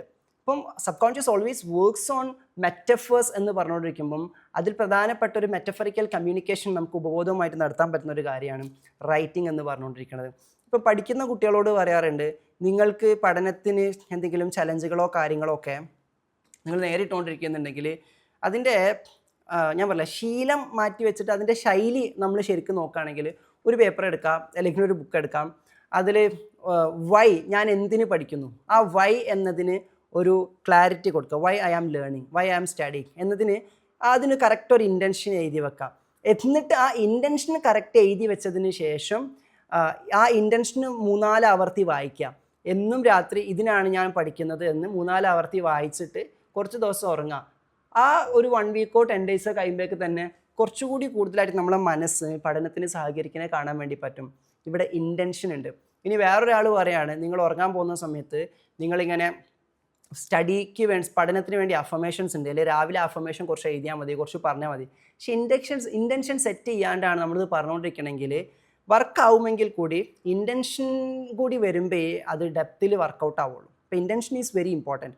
സോ വൈ ജേർണലിംഗ് എന്നതിനുള്ള ഇൻറ്റൻഷൻ കൂടിയാണ് ഞാനിപ്പോൾ ഇവിടെ ഇൻഡയറക്റ്റ്ലി നിങ്ങൾക്ക് എന്ത് ചെയ്യുന്നത് പാസീവ്ലി നിങ്ങളിലേക്ക് പകർന്നുകൊണ്ടിരിക്കുന്നത് എന്നുള്ളതാണ്. സോ യൂട്ടിലൈസ് ദാറ്റ് ഓപ്പർച്യൂണിറ്റി എന്നുള്ള നിങ്ങളോട് ചോദിച്ചു നോക്കുക, പേനയും ബുക്കും എടുത്തിട്ട് എത്ര കാലമായിട്ടുണ്ട്. ഇപ്പോൾ ഇവിടെ ഇങ്ങനെ ചുറ്റിപ്പറ്റി നിൽക്കുന്നവരെ ഇടയ്ക്കിടയ്ക്കൊക്കെ എടുക്കുന്നുള്ളതാണ്. കാരണം എന്തെങ്കിലും ഒരു അഫർമേഷൻ എഴുതാനോ എന്തെങ്കിലുമൊക്കെ ആയിട്ട് ഇങ്ങനെ എടുത്തുകൊണ്ടിരിക്കും. നിങ്ങൾ ആവശ്യം അങ്ങനെ നമ്മൾ എടുക്കുന്നില്ലെങ്കിൽ പിന്നെ ആകെ എടുക്കൽ, പണ്ടൊക്കെ ആണെങ്കിൽ ഏതെങ്കിലും അക്കൗണ്ടൻ്റ് ആണെങ്കിൽ അവിടെ കണക്ക് കൂട്ടാണെങ്കിൽ എടുക്കാൻ, അപ്പോൾ അതും ഇല്ല. അപ്പോൾ പേനയുമായിട്ടുള്ള ബന്ധം നമുക്ക് നഷ്ടപ്പെട്ടു പോകുന്നു. ഞാൻ പറഞ്ഞത് പേനയുമായിട്ടുള്ള ബന്ധം നഷ്ടപ്പെടുന്നതാണ് നമ്മുടെ ഹയർ സെൽഫായിട്ടുള്ള ബന്ധം നമുക്ക് ആക്ച്വലി നഷ്ടപ്പെട്ടുകൊണ്ടിരിക്കുന്നത് എന്നുള്ളതാണ്. അപ്പം ആ രീതിയിൽ utilise that opportunity of journaling. So there are variety of journaling. പല തരം ജേർണലിങ്ങുകളുണ്ട്, പല മൊഡാലിറ്റി ഓഫ് ജേർണലിങ്ങുണ്ട്. പക്ഷേ എന്ത് തന്നെ നിങ്ങൾ എഴുതുമ്പോഴും നിങ്ങൾ മനസ്സിലാക്കേണ്ടത് എഴുതുന്നതിനോടൊപ്പം നിങ്ങളുടെ ഉള്ളിലെ മനസ്സുകൂടി നിങ്ങളുടെ കൂടെ ഇരിക്കുന്നുണ്ട്, നിങ്ങളുടെ ഉള്ളിലെ മനസ്സുകൂടി നിങ്ങളെ കേൾക്കുന്നുണ്ട്.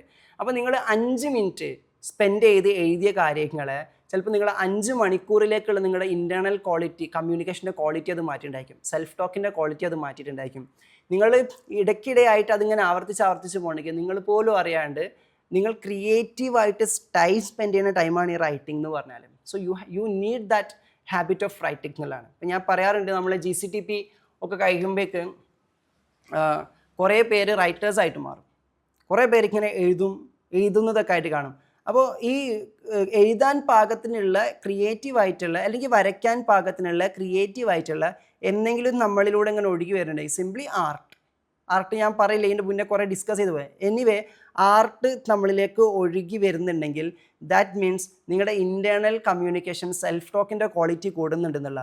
നോക്കിയേ, ഒരു ചിത്രം വരയ്ക്കണമെങ്കിലും നമ്മുടെ ഉള്ളിൽ നിന്ന് ഇങ്ങോട്ട് സംസാരിക്കേണ്ടേ നമ്മളെ മൈൻഡ്. പക്ഷെ വരകളിലൂടെ ശൈലികളിലൂടെ ഇങ്ങനെയൊക്കെ ആയിരിക്കും കൊണ്ടുപോകണേ, ഇങ്ങോട്ട് വരയ്ക്കുക അങ്ങോട്ട് വരയ്ക്കുക, ഇൻറ്റ്യൂട്ടീവായിട്ട് ഇങ്ങനെ പോകണമായിരിക്കും ആ സാധനം. അപ്പോൾ ആക്ച്വലി നമ്മൾ എന്താണ് മോട്ടോർ ന്യൂറോണുകളെ നമ്മുടെ മൈൻഡ് ചലിപ്പിച്ചുകൊണ്ടേ ഇരിക്കുകയാണ്. അപ്പോൾ ആ കലയിലേക്ക് നമ്മൾ പോണ സമയത്ത് പിന്നെ വേറെ ചിന്തകളല്ല വരുന്നത്, വേറെ വിഷയങ്ങളല്ല വരുന്നത്, നമ്മളതിൽ മുഴുകാണ്. അവിടെ നമ്മൾ മലയാളം ഭാഷയല്ല ഉപയോഗിച്ചുകൊണ്ടിരിക്കുന്നത്, ഇംഗ്ലീഷ് ഭാഷയല്ല ഉപയോഗിച്ചുകൊണ്ടിരിക്കുന്നത്. വരയിൽ നമ്മൾ ആകെ ഉപയോഗിക്കുന്നത് വർണ്ണങ്ങളൊക്കെ ആയിരിക്കും, അതിന് ഏതൊക്കെ പെയിൻറ്റ് കൊടുക്കണം, ഏതൊക്കെ ഷെയ്ഡ്സ് കൊടുക്കണം, ഇതൊക്കെ നമ്മൾ കൊടുത്തുകൊണ്ടിരിക്കണം. അപ്പോൾ നമ്മൾ ഇൻറ്റേർണൽ കമ്മ്യൂണിക്കേഷൻ വേറെ റേഞ്ചിലേക്ക് മാറി. അപ്പോൾ നമ്മളുടെ പ്രാദേശിക ഭാഷയിൽ നമുക്കുള്ളിൽ സംസാരിക്കുന്നത് മാറ്റി വെച്ചിട്ട് നമ്മൾ എന്ത് സംസാരിക്കാൻ വേണ്ടി തുടങ്ങുകയാണെങ്കിലും അത് കലയായിട്ടോ മറ്റുള്ള കാര്യങ്ങളായിട്ടോ നമ്മൾ അതിന് ടൈം കൊടുത്ത് നമ്മൾ സ്റ്റാർട്ട് ചെയ്യുകയാണെങ്കിൽ ആക്ച്വലി നമ്മുടെ ക്വാളിറ്റി ഓഫ് കമ്മ്യൂണിക്കേഷൻ മാറും. നമ്മുടെ സെൽഫ് ടോക്കിന് അത്രമാത്രം ഇമ്പാക്റ്റ് ഉണ്ട് നമ്മുടെ ഹയർ സെൽഫിൻ്റെ ഗൈഡൻസ് നമുക്ക് വാങ്ങിച്ച് തരുന്നതിൽ എന്നുള്ളതാണ്. അപ്പോൾ അതിനെ റിവയർ ചെയ്യാനാണ് പ്രാർത്ഥനകളൊക്കെ. ഇടവിട്ട് പ്രാർത്ഥനകളും ആരാധനാ കർമ്മങ്ങളൊക്കെ നമ്മൾ പോകുന്ന സമയത്ത് നോക്കി കോമൺ ആയിട്ടുള്ള ചിന്തകൾ വരാതിരിക്കാനാണ് ആചാര അനുഷ്ഠാനങ്ങൾ, ആരാധനാ കർമ്മങ്ങളൊക്കെ. അപ്പോൾ ആ ഇതിലേക്ക് പോകുമ്പം നമുക്കൊരു ഇൻറ്റൻഷൻ ഉണ്ട്, നമുക്ക് അവിടെ ഒരു മൈൻഡ്ഫുൾനെസ് പ്രസൻസ് ഉണ്ട്, നമ്മളൊരു ഫോക്കസ് കൊണ്ടുവരുന്നുണ്ട്. ഇതൊക്കെ ഉണ്ടെങ്കിൽ ഇട്ടോ, ഇല്ലെങ്കിൽ പിന്നെ അതൊന്നും പറഞ്ഞിട്ട് കാര്യമില്ല. പ്രാർത്ഥന ഇതേ പറഞ്ഞ പോലെ തന്നെ കോമൺ ടോക്കിൻ്റെ സ്ഥലമായിരിക്കും.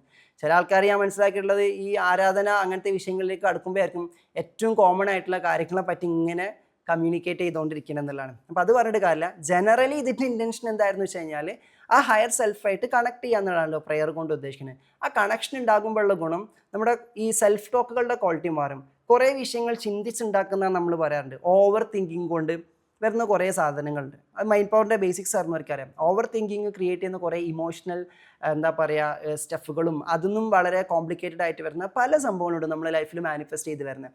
അപ്പോൾ അതൊക്കെ ഒഴിവാക്കുന്നതിൽ ഇത്തരം ആക്ടിവിറ്റീസ് നമ്മൾ ഒരുപാട് സഹായിക്കുന്നില്ല. അപ്പം ഒരു തീരുമാനം എടുക്കേണ്ടത് ഇടയ്ക്കൊക്കെ എങ്കിലും പേനയും ബുക്കൊക്കെ എടുത്തിട്ട് നമ്മൾ എന്തെങ്കിലുമൊക്കെ എന്ത് ചെയ്യും, കുത്തി കുറിക്കും. ഇപ്പോൾ ക്ലാസ് കേട്ടോണ്ടിരിക്കുമ്പോൾ പോയിൻ്റൊക്കെ നോട്ട് ചെയ്യണേ, ദാറ്റ്സ് ടോട്ടലി ഫൈൻ. ഈ പോയിൻ്റ് നോട്ട് ചെയ്യുന്നതിൻ്റെ ഇടയിൽ ഒരു പോയിൻ്റ് വരുന്നത് നിങ്ങൾക്ക്, അത് ക്ലാസ് ഞാൻ പറഞ്ഞതായിരിക്കില്ല, പറഞ്ഞതിൽ നിന്ന് നിങ്ങളുടെ ഹയർ സെൽഫ് പറഞ്ഞതായിരിക്കും. അതിനാണ് നമ്മൾ flash thought, intuitive thought, divine message എന്നൊക്കെ എന്ത് ചെയ്യുക നമ്മൾ പറയാന്നുള്ളത്. അപ്പോൾ അങ്ങനത്തെ നിങ്ങൾക്ക് സ്പെഷ്യലായിട്ട് നിങ്ങളുടെ ഉള്ളിൽ നിന്ന് വന്നുകൊണ്ടിരിക്കുന്ന സംഭവം. ചില ആൾക്കാർക്ക് കുറച്ച് സമയം സെഷൻസ് കേട്ട് കഴിഞ്ഞാൽ അവരുള്ളിൽ നിന്നും വന്ന ഇങ്ങോട്ടുള്ളൊരു ടോക്ക്, ഇങ്ങോട്ട് തിരിച്ചു വന്നൊരു മെസ്സേജ്, ഉള്ളിൽ നിന്ന് ഇങ്ങോട്ട് വരുന്നൊരു മെസ്സേജ് എന്ന് പറഞ്ഞാൽ ചിലപ്പോൾ ഒരു പുസ്തകം എഴുതണം, അല്ലെങ്കിൽ ഒരു കവിത എഴുതണം, അല്ലെങ്കിൽ ഇങ്ങനെ ഒരു പ്രോജക്റ്റ് സ്റ്റാർട്ട് ചെയ്യണം എന്നാണെങ്കിൽ അത് എഴുതി വെക്കാം. ഇങ്ങനൊരു പ്രോജക്റ്റ് സ്റ്റാർട്ട് ചെയ്യണം, ഇങ്ങനൊരു കവിത എഴുതണം, ആ എഴുതി വെക്കലുണ്ടല്ലോ, അത് നിങ്ങളുടെ ഹയർ സെൽഫ് എന്നുള്ളതാണ്. ഇതിൽ നിന്നും എന്ത് വാട്ട് ഈസ് ദ ആക്ഷൻ, ഇതൊന്നും നിങ്ങൾ എന്തിലേക്കാണ് പ്രോത്സാഹിപ്പിക്കണത്, എന്തിലേക്കാണ് ഇന്നിങ്ങനൊരു ഡ്രൈവ് പോകണം, ഇന്നിങ്ങനൊരു സംഭവം ചെയ്യണം, അങ്ങനെ നിങ്ങൾ എന്ത് ചെയ്യാൻ ഉദ്ദേശിക്കുന്നു ചെയ്യണം എന്ന് നിങ്ങളുള്ളുന്ന ഒരാൾ പറയുമ്പം ദാറ്റ് ഈസ് ഫ്ലാഷ് തോട്ട്. അതിൽ കയറി പിടിച്ചോണം. ഈ ഫ്ലാഷ് തോട്ടിൻ്റെ ഒക്കെ പ്രത്യേകത എന്ന് വെച്ച് കഴിഞ്ഞാൽ 5 മുതൽ 11 സെക്കൻഡ് വരെയൊക്കെ അത് മനസ്സിൽ നിൽക്കും, പിന്നെ അങ്ങ് പോകും. എന്താ പറഞ്ഞത്, നമ്മൾക്ക് ആൻസേഴ്സ് തന്നുകൊണ്ടിരിക്കുന്ന മൈൻഡിൽ നിന്നും വന്നുകൊണ്ടിരിക്കുന്നതാണത്. അപ്പോൾ ഇത് കുറച്ച് സമയത്തേക്ക് നിൽക്കും. പക്ഷെ അതിൽ ആക്ഷൻ എടുത്തു കഴിഞ്ഞാൽ നമ്മുടെ ക്വാളിറ്റി ഓഫ് സെൽഫ് ടോക്കും മറ്റുള്ള കാര്യങ്ങളിലും ഭയങ്കരമായിട്ടുള്ള റാഡിക്കൽ ഷിഫ്റ്റ് വരുന്നത് നമുക്ക് കാണാൻ വേണ്ടി പറ്റുന്നതാണ്. അപ്പോൾ അത്തരം മൊമെൻറ്റുകൾ നിങ്ങൾക്ക് കൊടുക്കാൻ വേണ്ടിയിട്ടാണ് ജേർണലിങ്ങിൻ്റെയും സ്ക്രിപ്റ്റിങ്ങിൻ്റെയൊക്കെ ഇമ്പോർട്ടൻസ് എന്ന് പറഞ്ഞുകൊണ്ടിരിക്കുന്നത്. ഇപ്പോൾ നമ്മൾ വിഷ്വലൈസേഷൻ, നമ്മൾ ഒരു ഇമേജ് കൊടുത്തു കഴിഞ്ഞാൽ, ഒരു ഇമേജ് നമ്മൾ ഉള്ളോട്ട് കൊടുത്തു കഴിഞ്ഞാൽ ആ ഇമേജ് മാനിഫെസ്റ്റ് ആവുമെന്ന് പറയുന്നു. ഇതിലൊക്കെ കുറേ ഡിസ്ക്ലൈമേഴ്സ് ഉണ്ട്. ഈ പറയുന്ന 1 മണിക്കൂർ ഗൈഡ് ടോക്കിൽ ഇരുന്നിട്ട് എനിക്ക് വിഷ്വലൈസേഷൻ്റെ മൊത്തത്തിലുള്ള ഡൂസും ഡോൺസും ഒന്നും ഇതാവാൻ പറ്റില്ല. അപ്പം ഇവിടെ നമുക്കൊരു അവയർനെസ് മാത്രമേ പറയാൻ പറ്റൂ. അത് ഞാൻ എപ്പോഴും ഗൈഡഡ് കോഡൊക്കെ ചെയ്യുക, അങ്ങനെ ആകുമ്പോൾ നിങ്ങൾക്ക് ഡീറ്റെയിൽ ഇത് പഠിക്കാമെന്ന് പറയാം. അപ്പോൾ അറിയാവുന്ന ഒരു അവയർനെസ്സിന് വേണ്ടി പറയുകയാണെങ്കിൽ നമ്മളൊരു ഇമേജ് നമ്മളെ മൈൻഡിലേക്ക് കൊടുത്തു കഴിഞ്ഞാൽ ആ ഇമേജ് നമുക്ക് മാനിഫെസ്റ്റ് ആവുമെന്ന് പറയുമ്പം നമ്മളെ മനസ്സിലേക്ക് ആദ്യം അങ്ങോട്ട് കൊടുക്കാൻ വേണ്ടത് എന്താണോ നമുക്ക് വേണ്ടത് അതിനെ ഉള്ളോട്ട് കൊടുക്കുന്നു. ഉള്ളോട്ട് കൊടുത്തിട്ട് ഉള്ളിൽ നിന്ന് അത് പ്രോസസ്സ് ചെയ്ത് തരുന്ന മൈൻഡാണ് ഹയർ സെൽഫ്. നമുക്കുള്ളിലുള്ള ഹയർ സെൽഫ് അല്ലെങ്കിൽ ഹയർ ഇൻ്റലിജൻസ് അല്ലെങ്കിൽ ഹയർ കോൺഷ്യസ്നെസ് അത് പ്രോസസ്സ് ചെയ്ത് ഇങ്ങോട്ട് തരാ ചെയ്യുക. അപ്പോൾ നമുക്ക് ഇന്നൊരു സംഭവം, ഇന്നൊരു സംരംഭം തുടങ്ങണം എന്നെനിക്കൊരു ആഗ്രഹമുണ്ട് എന്നത് ചിലപ്പോൾ നമ്മളെ ഹയർ സെൽഫ് നമുക്ക് ഇങ്ങോട്ട് തന്നതായിരിക്കും, ഉള്ളിൽ നിന്ന് ആൻസർ ആയിട്ട് തന്നതായിരിക്കും ഒരു സംരംഭം തുടങ്ങണം. ആ കിട്ടിയ സാധനത്തിന് നമ്മൾ വീണ്ടും എന്ത് ചെയ്യും, ഉള്ളോട്ട് തന്നെ കൊടുക്കണം, വീണ്ടും അങ്ങോട്ട് തന്നെ കൊടുക്കണം. എങ്ങനെ കൊടുക്കണം, എനിക്കൊരു സംരംഭം തുടങ്ങണം, എനിക്കൊരു സംരംഭം തുടങ്ങണം. അപ്പം അതെങ്ങനെ, അത് ഏത് രീതിയിൽ എന്നൊക്കെ നമ്മൾ വീണ്ടും ചിന്തിച്ചുകൊണ്ടിരിക്കുമ്പോൾ ഫ്രീ ആയിട്ടിരിക്കുമ്പോൾ അതിൻ്റെ ബാക്കി ഉത്തരം പിന്നെയും വരും. മറ്റേ മെൽഷിഡേക്ക് രാജാവ് ആൽക്കമിസ്റ്റൊക്കെ എന്നാൽ വീണ്ടും വരും എടുക്കുന്നിട്ട് ഇന്ന രീതി ചെയ്യണമായിരിക്കും കേട്ടോ നല്ലത്. അപ്പോൾ ഗൈഡ് ഞാൻ അങ്ങനെ ഇന്നലെ ഗൈഡിനോ പറഞ്ഞില്ലല്ലോ എനിക്ക് ഇങ്ങനെ ഒരു സംരംഭം തുടങ്ങുന്നത് തോട്ട് വന്നിരുന്നു, അതിന് ഇന്നൊരു ക്ലാരിറ്റി വന്നു കേട്ടോ ഗൈഡ് ടോക്കിലിരുന്നപ്പോൾ അത് ഈ ഒരു മോഡിലാക്കാമെന്നാണ് എനിക്ക് തോന്നുന്നത്. അപ്പോൾ വീണ്ടും ആൻസർ വന്ന് എന്നിട്ട് മൂപ്പരെ പാട്ടിന് പോകും. നമ്മളെ പണി എന്താ, പിന്നെ ഇതിനെ പ്രോസസ്സ് ചെയ്യാന്നുള്ളതാണ്. അപ്പോൾ ഇതിനെ പ്രോസസ്സ് ചെയ്തിട്ട് നമ്മൾ എന്താ ചെയ്യണത്, വീണ്ടും അത് ആരാണ് ഈ 2 ഉത്തരം തന്നത്, ഒന്നൊരു സംരംഭം തുടങ്ങണം, ഇന്ന മേഖലയിലാക്കണം, ഇനിയിപ്പോൾ ബാക്കി എന്ത് കാട്ടും എനിക്ക് അറിയണില്ല, ഈ 2 എണ്ണം പറഞ്ഞ നാളില്ല, ആളിനെ അടുത്തതും പറഞ്ഞുതരും. നമ്മൾ അതിൻ്റെ മുന്നേ ഇത് കഴിഞ്ഞ് ഞാൻ എൻ്റെ പണി എടുക്കട്ടെ എന്ന് പറഞ്ഞ് പോവാതെ അതിൻ്റെ അടുത്ത ആൻസറിന് വേണ്ടി നമ്മളിങ്ങനെ വെയിറ്റ് ചെയ്യണം. അങ്ങനെയാണ് ഡിവൈൻ മെസ്സേജുകൾ വന്നുകൊണ്ടിരിക്കുക. എല്ലാം കൂടി ഒറ്റയടിക്ക് വരല്ലേ ചെയ്യുക, ഓരോ പാർട്ടായിട്ടാണ്. അപ്പം റൂമി പറയുന്നുണ്ട്, നിങ്ങളെ ഇതുവരെ ആരാണോ നയിച്ചത് അവർ തന്നെ ഇനിയും നിങ്ങൾ എന്ത് ചെയ്യും, മുന്നോട്ട് നയിക്കുമെന്നുള്ളത്.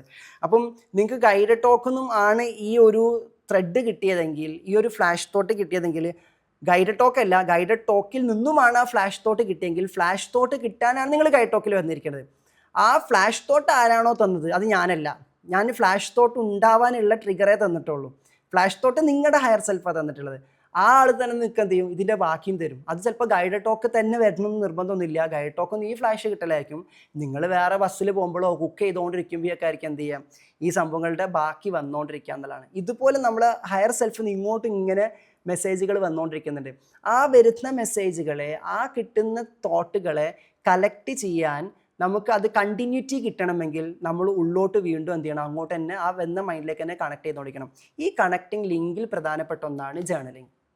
ഇങ്ങനെ എഴുതുന്നതും ഒന്നുകൂടി റിപ്പീറ്റ് ചെയ്തത്. അപ്പോൾ അതിൽ വിഷ്വലൈസേഷൻ്റെ കാര്യം പറയുമ്പോൾ നമ്മൾ പറയേണ്ടത്, നമ്മൾ വിഷ്വൽ ഫോർമാറ്റിൽ നമ്മളെ മൈൻഡിലേക്ക് കൊടുത്തു കഴിഞ്ഞാൽ പെട്ടെന്ന് നമുക്ക് ഇൻറ്റേർണൽ മെസ്സേജുകൾ കിട്ടും, ആ കണക്ഷൻ കിട്ടും. നമുക്ക് അടുത്തത്. ഇപ്പോൾ ഒരാൾക്ക് വാട്ട് ഈസ് നെക്സ്റ്റ് എന്ന് കിട്ടുന്നില്ല, എൻ്റെ ഓർമ്മ ശരിയാണെങ്കിൽ ഐൻസ്റ്റീൻ ആണെന്നാണ് എൻ്റെ ഓർമ്മ, അല്ലെങ്കിൽ എഡിസൺ ആയിരിക്കും. ഇതിലേതോ ഒരാൾ അവരുടെ ശിഷ്യർക്ക്, ചില ജൂനിയർ സയൻറ്റിസ്റ്റുകൾക്ക് ചില ആക്ടിവിറ്റീസൊക്കെ കൊടുത്ത്, ചില പ്രോജക്റ്റുകളൊക്കെ കൊടുത്ത്, ഇവർ ഈ പ്രോജക്റ്റ് ഫുള്ളാക്കാൻ പറ്റാണ്ട് ചില ആൾക്കാർ പെട്ടിരിക്കാം.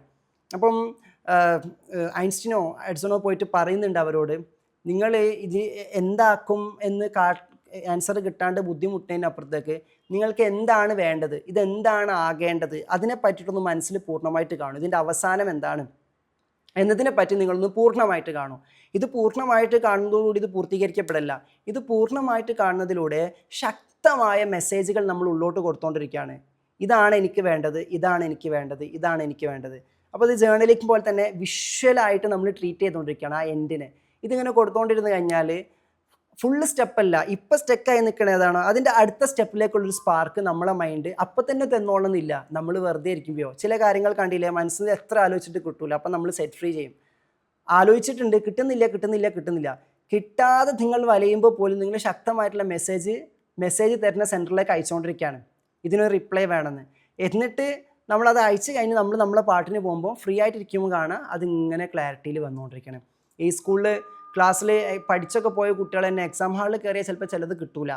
അപ്പോൾ ആകെ പെടും, എന്തായിരുന്നത്. പക്ഷേ സമയം വളരെ കുറച്ചുള്ളതുകൊണ്ട് അതിൻ്റെ മുകളിൽ തന്നെ കെട്ടി തൂങ്ങിക്കെടുക്കും, അതുകൊണ്ട് തീരെ കിട്ടൂല.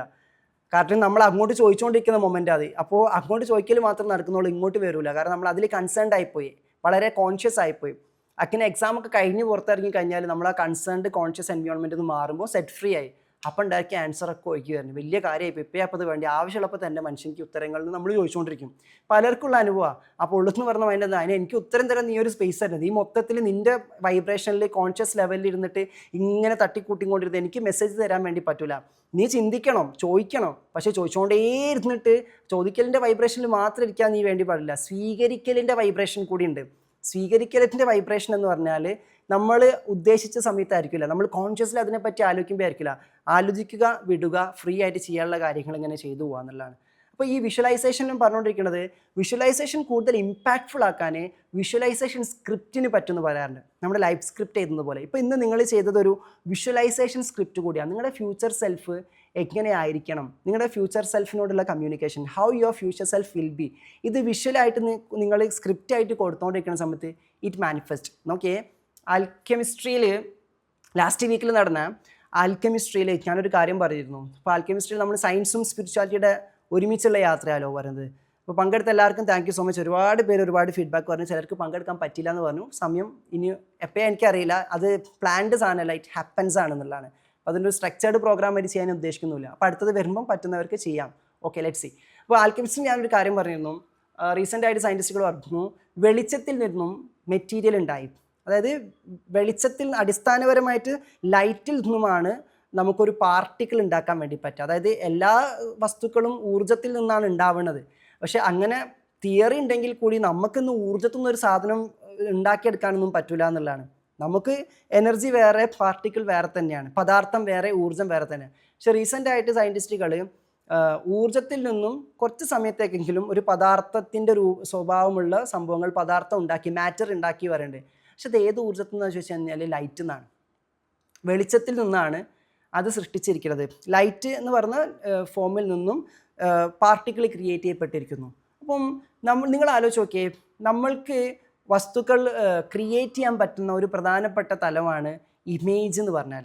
മൾട്ടിപ്പിളായിട്ട് ക്രിയേറ്റ് ചെയ്യാൻ പറ്റുന്ന ഒരു തലമാണ് ഇമേജ്.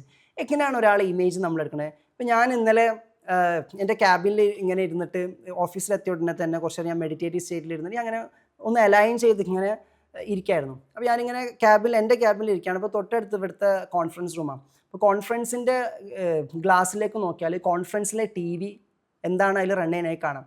അപ്പോൾ ഞാനിങ്ങനെ എൻ്റെ ക്യാബിനിൽ ഇങ്ങനെ ഇരിക്കുന്നത്, എൻ്റെ ഓപ്പോസിറ്റായിട്ട് എൻ്റെ ക്യാബിന് കഴിഞ്ഞ് പുറത്തേക്കുള്ള PSM ഹാളിൻ്റെ ഗ്ലാസ്സിലൂടെ ഞാൻ കാണുന്നത് എന്നെ തന്നെയാണ് കാണുന്നത്. ഏതെന്നെ കാണുക വെച്ചാൽ റൂമിനേറ്റ് എടുത്തുകൊണ്ടിരിക്കുന്നത് തന്നെ. അപ്പം അജിലിഷ കോണ്ടൻറ്റുകൾക്ക് വേണ്ടിയിട്ട് റൂമിനേറ്റിൻ്റെ വിഷ്വൽസ് ഇങ്ങനെ അവിടെ പ്ലേ ചെയ്തുകൊണ്ടിരിക്കുക.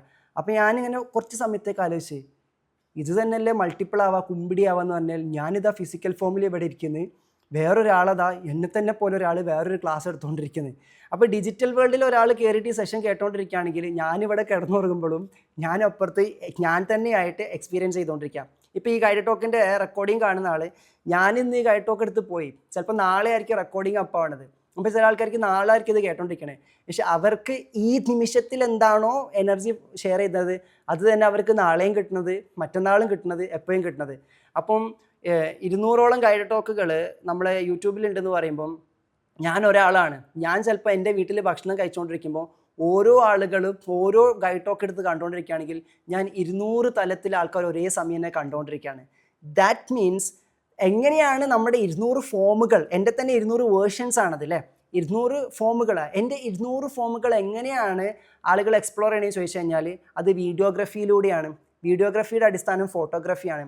ഫോട്ടോഗ്രാഫിയുടെ അടിസ്ഥാനം എങ്ങനെയാണ്? ലൈറ്റാണ് അല്ലേ. ലൈറ്റ് അടിച്ചിട്ടാണ് ഈ സാധനത്തിനെ കോപ്പി ചെയ്തുകൊണ്ടിരിക്കുന്നത്.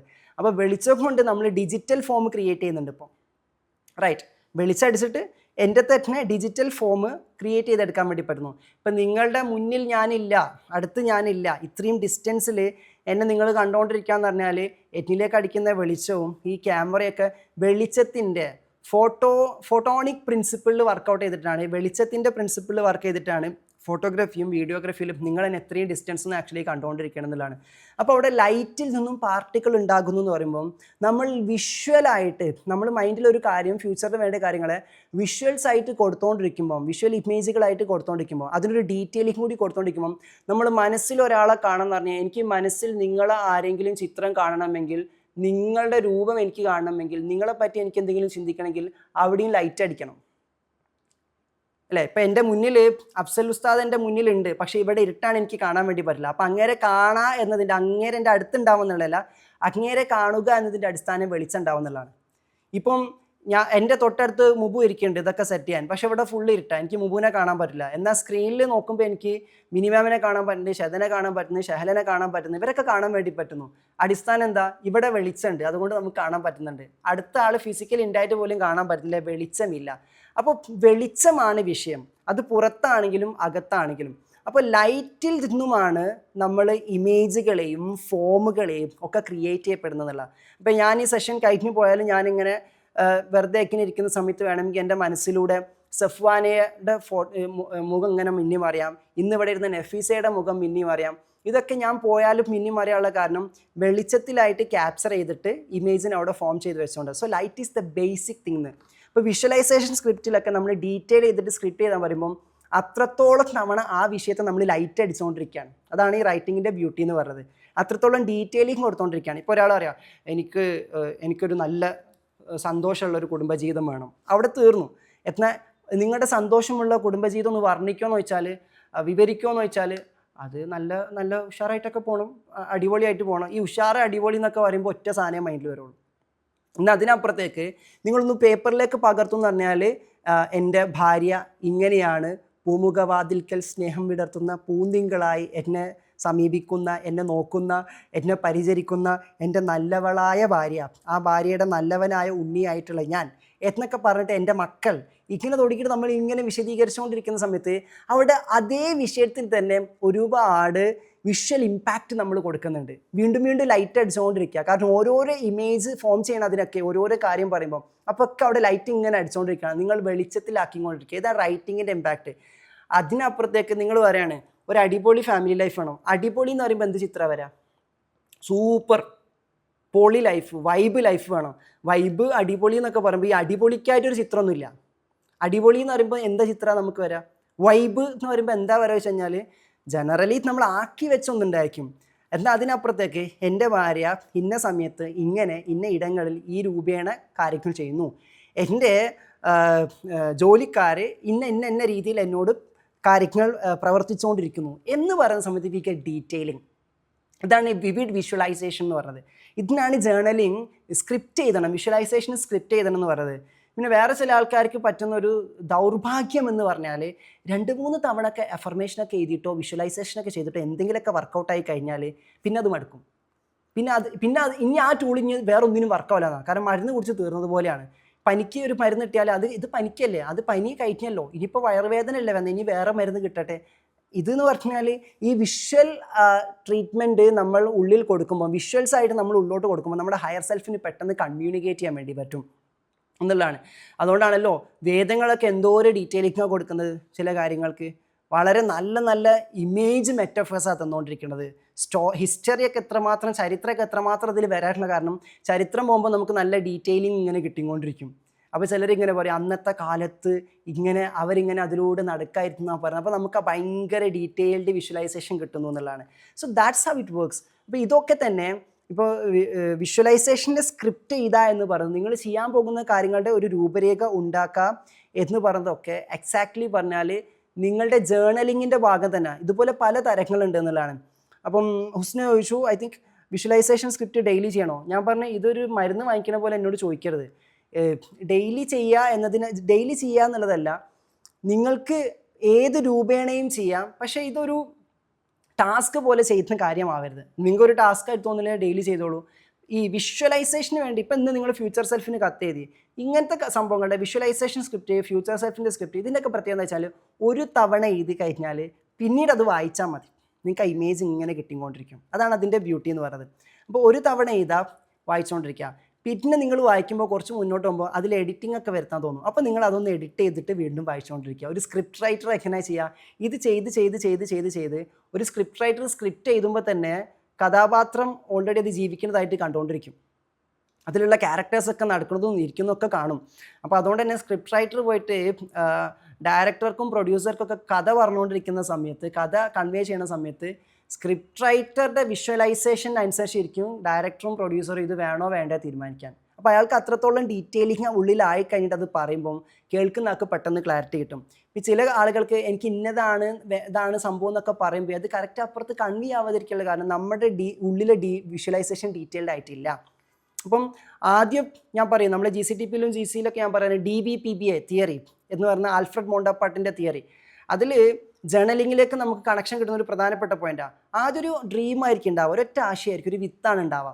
ആ വിത്തിനെ നമ്മൾ ആ ഡ്രീമിനെ നമ്മൾ എന്തെന്ന് വെച്ചാൽ ഇപ്പം നമ്മൾ മൈൻഡ് ആദ്യം നമുക്കൊരു ഫ്ലാഷാണ് തരാം, ഇത് നന്നായിരിക്കും അല്ലേ, ഇതെനിക്ക് കണക്റ്റിംഗ് ആയിരിക്കില്ലേ, ഇതെനിക്ക് സ്പാർക്ക് കിട്ടുന്നുണ്ട്, ഇതെനിക്കൊരു വൈബ് കിട്ടുന്നുണ്ട്, അത്രേ ഉള്ളൂ. അപ്പോൾ ഇതിൽ എനിക്കൊന്ന് പ്രവർത്തിച്ച് നോക്കിയാലോ, ഇതിൽ എനിക്കൊന്ന് സ്റ്റെപ്പ് എടുത്ത് നോക്കിയാലോ. അതൊരു ചെറിയൊരു ആശയമാണ്, ഒരു വിത്തായിട്ട് അവിടെ കിടക്കുകയാണ്. ആ വിത്തായിട്ട് കിടക്കുന്ന കാര്യത്തിൽ ഇത് കൊള്ളാമല്ലേ എന്ന് പറയുമ്പോൾ അത് നമ്മളൊരു പേപ്പറിലേക്ക് ഇന്നത് എനിക്ക് പറ്റും എന്ന് എനിക്ക് തോന്നുന്നു, ഇന്ന മേഖലയിൽ ഒന്ന് കൈവെക്കാൻ എനിക്ക് തോന്നുന്നു, ഇതിലെനിക്കൊരു ഭാവിയുണ്ട് എന്ന് ഞാൻ വിശ്വസിക്കുന്നു. ഇത്രയേ ഉള്ളൂ. ഇങ്ങനത്തെ 1-2 വരികൾ നമ്മളിങ്ങനെ കുത്തി കൊടുക്കേണ്ട ആളൂ. പിന്നെ ഏതാണോ ആ മേഖല അതിനെങ്ങനെ നമ്മൾ ചിലപ്പോൾ ഫ്രീ ആകുമ്പോൾ എവിടെയെങ്കിലുമൊക്കെ വെറുതെ എങ്ങനെ ഇപ്പോൾ ഒരാൾക്ക് തോന്നാണ് ഒരു നല്ല ഗ്ലോബൽ ഇമ്പാക്റ്റ് ഉണ്ടാക്കുന്ന ട്രെയിനർ ആവണം. അപ്പോൾ ഇങ്ങനെ എല്ലായിടത്തും ഇങ്ങനെ ഗ്ലോബൽ ട്രെയിനർ എന്നുള്ളത് ജിക്ക് കട്ടിയൊക്കെ കൂട്ടിയിട്ട് ജീൻ്റെ അറ്റത്ത് മറ്റേ പൂവൊക്കെ വരച്ചിട്ട് അതിൻ്റെ താഴെ വേറെ സാധനങ്ങളൊക്കെ ഇങ്ങനെ കൊണ്ടുവച്ച് ഇങ്ങനെ ഇങ്ങനെ കൂട്ടുണ്ടായിരിക്കും. ഇതിൻ്റെ വാട്ട് ഇസ് ദിസ്, എന്നിട്ട് അതിൻ്റെ ഉള്ളിൽ ഇങ്ങനെ ചെറുതായിട്ട് ഗ്ലോബൽ ട്രെയിനർ എന്നൊക്കെ ഇങ്ങനെ വെറുതെ ഇതുണ്ടായിരിക്കും. ആക്ച്വലി ഈ ആശയം തലക്ക് പിടിച്ചതുകൊണ്ട് അതിൻ്റെ കഷ്ണം ഇങ്ങനെ ഇടയ്ക്കിടയ്ക്ക് നമ്മൾ പോലും അറിയേണ്ട അഫർമേഷൻ ആയിട്ടോ സ്ക്രിപ്റ്റിംഗ് ആയിട്ടോ ജേർണലിംഗ് ആയിട്ടോ പലയിടത്തും വന്നുകൊണ്ടിരിക്കുന്നുണ്ടായിരിക്കും. ഇത് കുറച്ചുകൂടി ഡീറ്റെയിൽ ആയിട്ട് മനസ്സിലാക്കണമെങ്കിൽ ഇന്ന് നമ്മുടെ നാട്ടിൽ ഈ പ്രതിഭാസം കുറവാണെന്നാണ് ഞാൻ മനസ്സിലാക്കുന്നത്, പക്ഷെ ഉണ്ടായിരിക്കാം, അറിയില്ല. 90s കിഡ്സിൻ്റെയും ഒക്കെ 2000 തുടക്കത്തിലൊക്കെ ആയിട്ട് പൊതുവെ കണ്ടുവന്നിരുന്നത് ഒരു പെൺകുട്ടിയോട് വല്ല ഇഷ്ടം തോന്നിക്കഴിഞ്ഞാൽ കാണുന്നതൊക്കെ ഈ പേരും ഓൻ്റെ പേരും അതിൻ്റെ നടുവിലൊരു മറ്റേ ഹാർട്ടും ആയിരിക്കും. പ്രത്യേകിച്ചിട്ട് കൂടുതലായിട്ട് ഉണ്ടാവുക ബാത്റൂമിലൊക്കെ ആയിരിക്കും. വാഷ്റൂമിലൊക്കെ കയറി കഴിഞ്ഞാൽ പേരുകൾ ഇങ്ങനെ, പിന്നെ ഏതെങ്കിലും പാറ ടൂറിസ്റ്റ് സൈറ്റൊക്കെ പോയത് ഇങ്ങനെ കൊത്തി വെച്ചാൽ മറ്റെന്തോ മാനിഫെസ്റ്റേഷൻ നടക്കുന്നു പറഞ്ഞ. പക്ഷെ ഇതെന്തുകൊണ്ട് അങ്ങനെ വരുന്നു ചോദിച്ചു കഴിഞ്ഞാൽ എന്തോരം പണിയുണ്ട് പാറൻ്റെ മുകളിലൊക്കെ കൊത്തിയെടുക്കാൻ. പക്ഷെ അവരത് കൊത്തുക എന്നതിനപ്പുറത്തേക്ക് അതൊരു രസമാവുന്നു എന്നുള്ളതാണ്. അത് നമുക്ക് ഇഷ്ടപ്പെട്ടതാ. എക്സാക്ട്ലി സുമയ്യ പറഞ്ഞ പോലെ ബെഞ്ചിൻ്റെ മുകളിൽ ചില ആൾക്കാർ കോമ്പസ് ഒക്കെ വെച്ച് വല്ലാത്ത ആർട്ട് ഉണ്ടായിരിക്കും.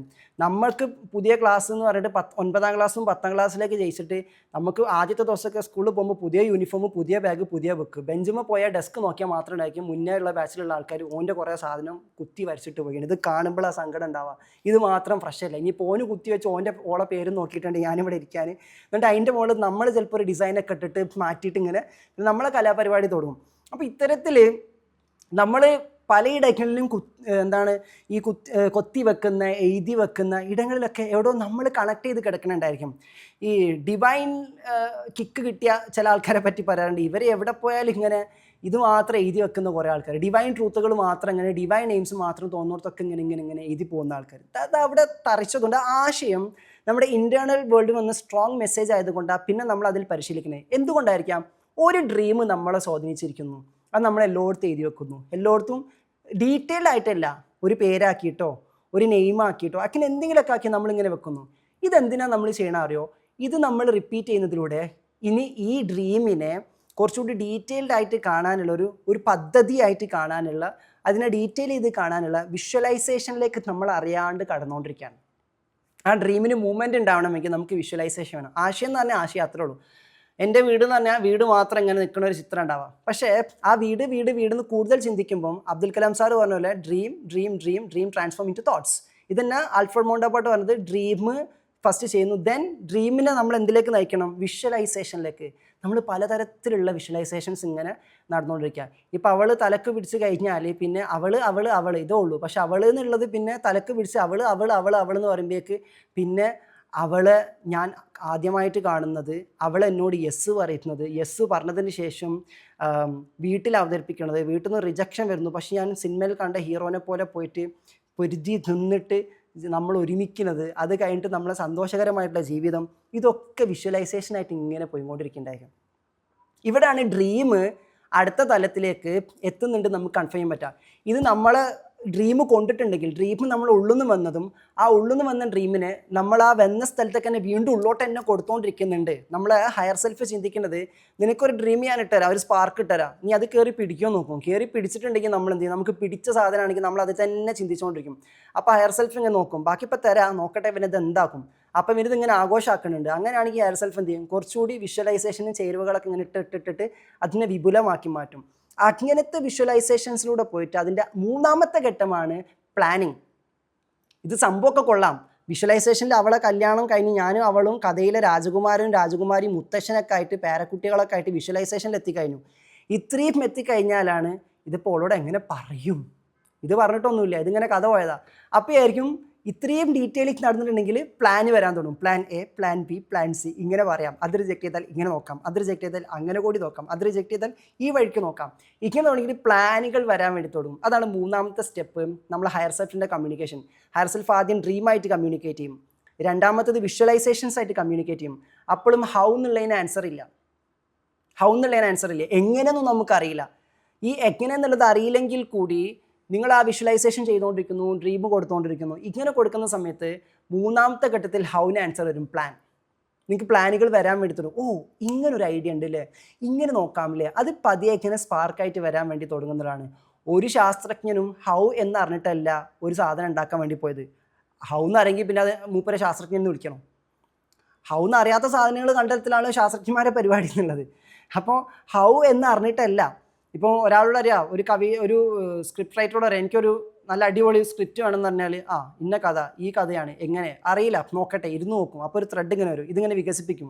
അറിയാത്ത വഴിയിലൂടെ പോകുമ്പോൾ കൊണ്ടുപോകുന്നൊരു ഗൈഡൻസ് ഉണ്ട്. ഇതാണ് നമ്മുടെ ഹയർ സെൽഫ് ചെയ്തുകൊണ്ടിരിക്കണേ. ഇങ്ങനെ ഗൈഡ് ചെയ്യാൻ പാകപ്പെട്ട ഒരാൾ നിങ്ങൾക്ക് എല്ലാവർക്കും ഉള്ളിലുണ്ട്. നിങ്ങളൊരു സംരംഭത്തിന് ഇറങ്ങിയാലും, നിങ്ങളൊരു ഫാമിലി സെറ്റ് ചെയ്യാൻ ഇറങ്ങിയാലും, എന്തിനിറങ്ങിയാലും ആ ഗൈഡ് ചെയ്യുന്ന ആൾ ഞാനല്ല. അതിലേക്ക് ഗൈഡൻസ് തരുന്ന ഇടത്തിലേക്ക് ഗൈഡ് ചെയ്യാൻ എനിക്ക് പറ്റുള്ളൂ. അവിടെ കയറി പിടിച്ചോളണം.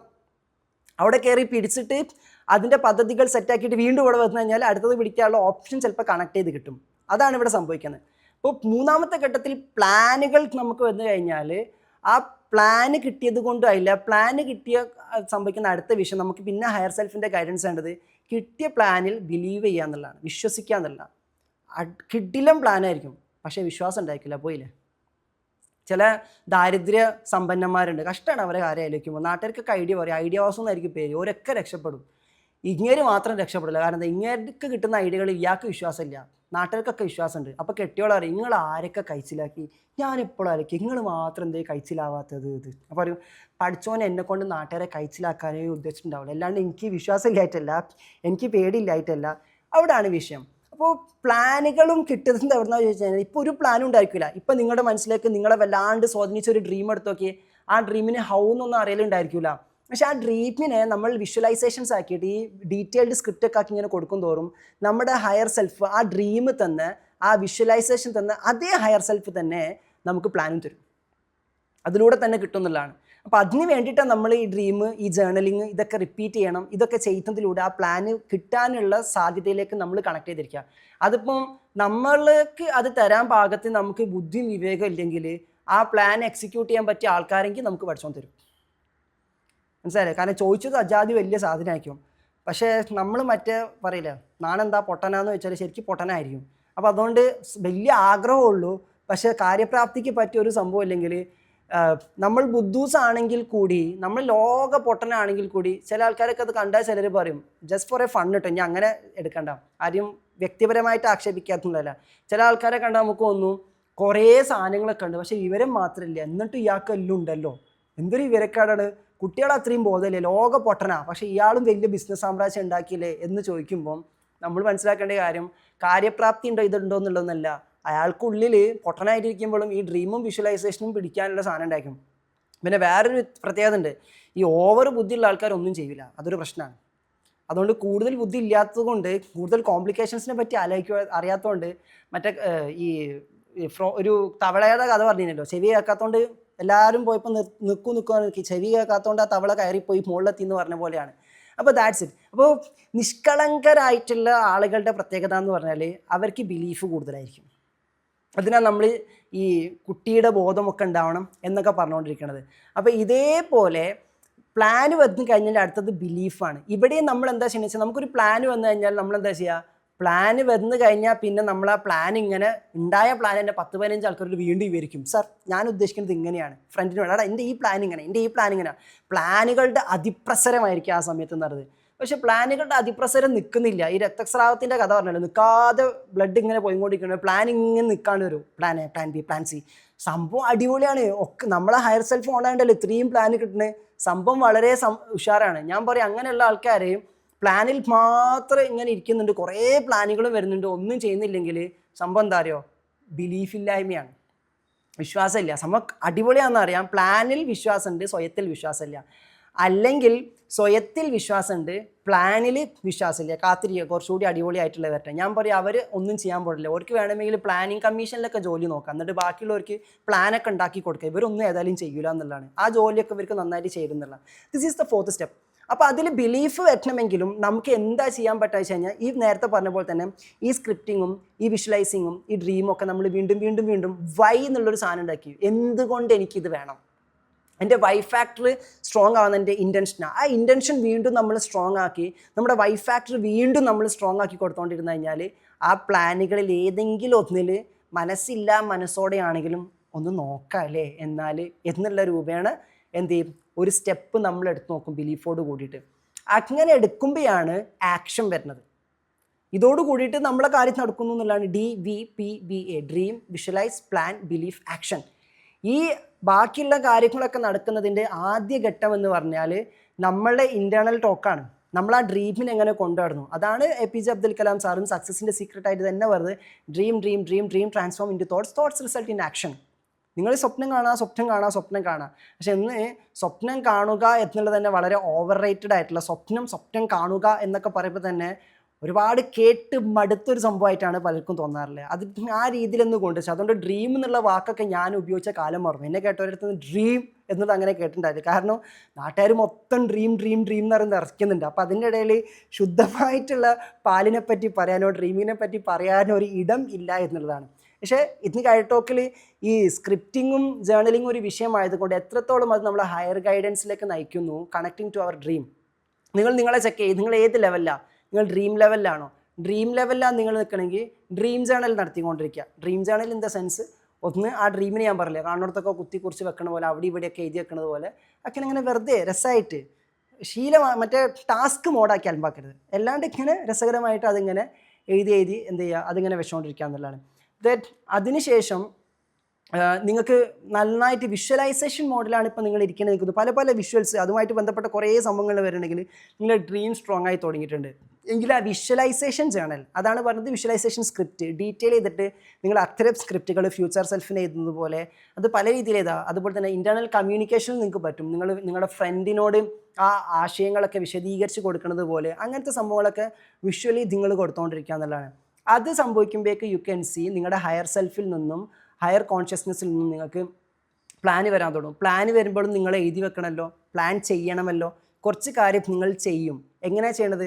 നിങ്ങളുടെ മൈൻഡ് 2-3 ത്രെഡായിരിക്കും തരാം പ്ലാനിനുള്ള. ആ പ്ലാൻ വെച്ച് നമ്മൾ വികസിപ്പിക്കും. അപ്പോൾ നമ്മളിരിക്കും ബുക്കും പെന്നൊക്കെ എടുത്തിട്ട് അതിനെങ്ങനെ ഓപ്ഷൻസ് ഒക്കെ വെച്ച് ഇങ്ങനെ നോക്കും.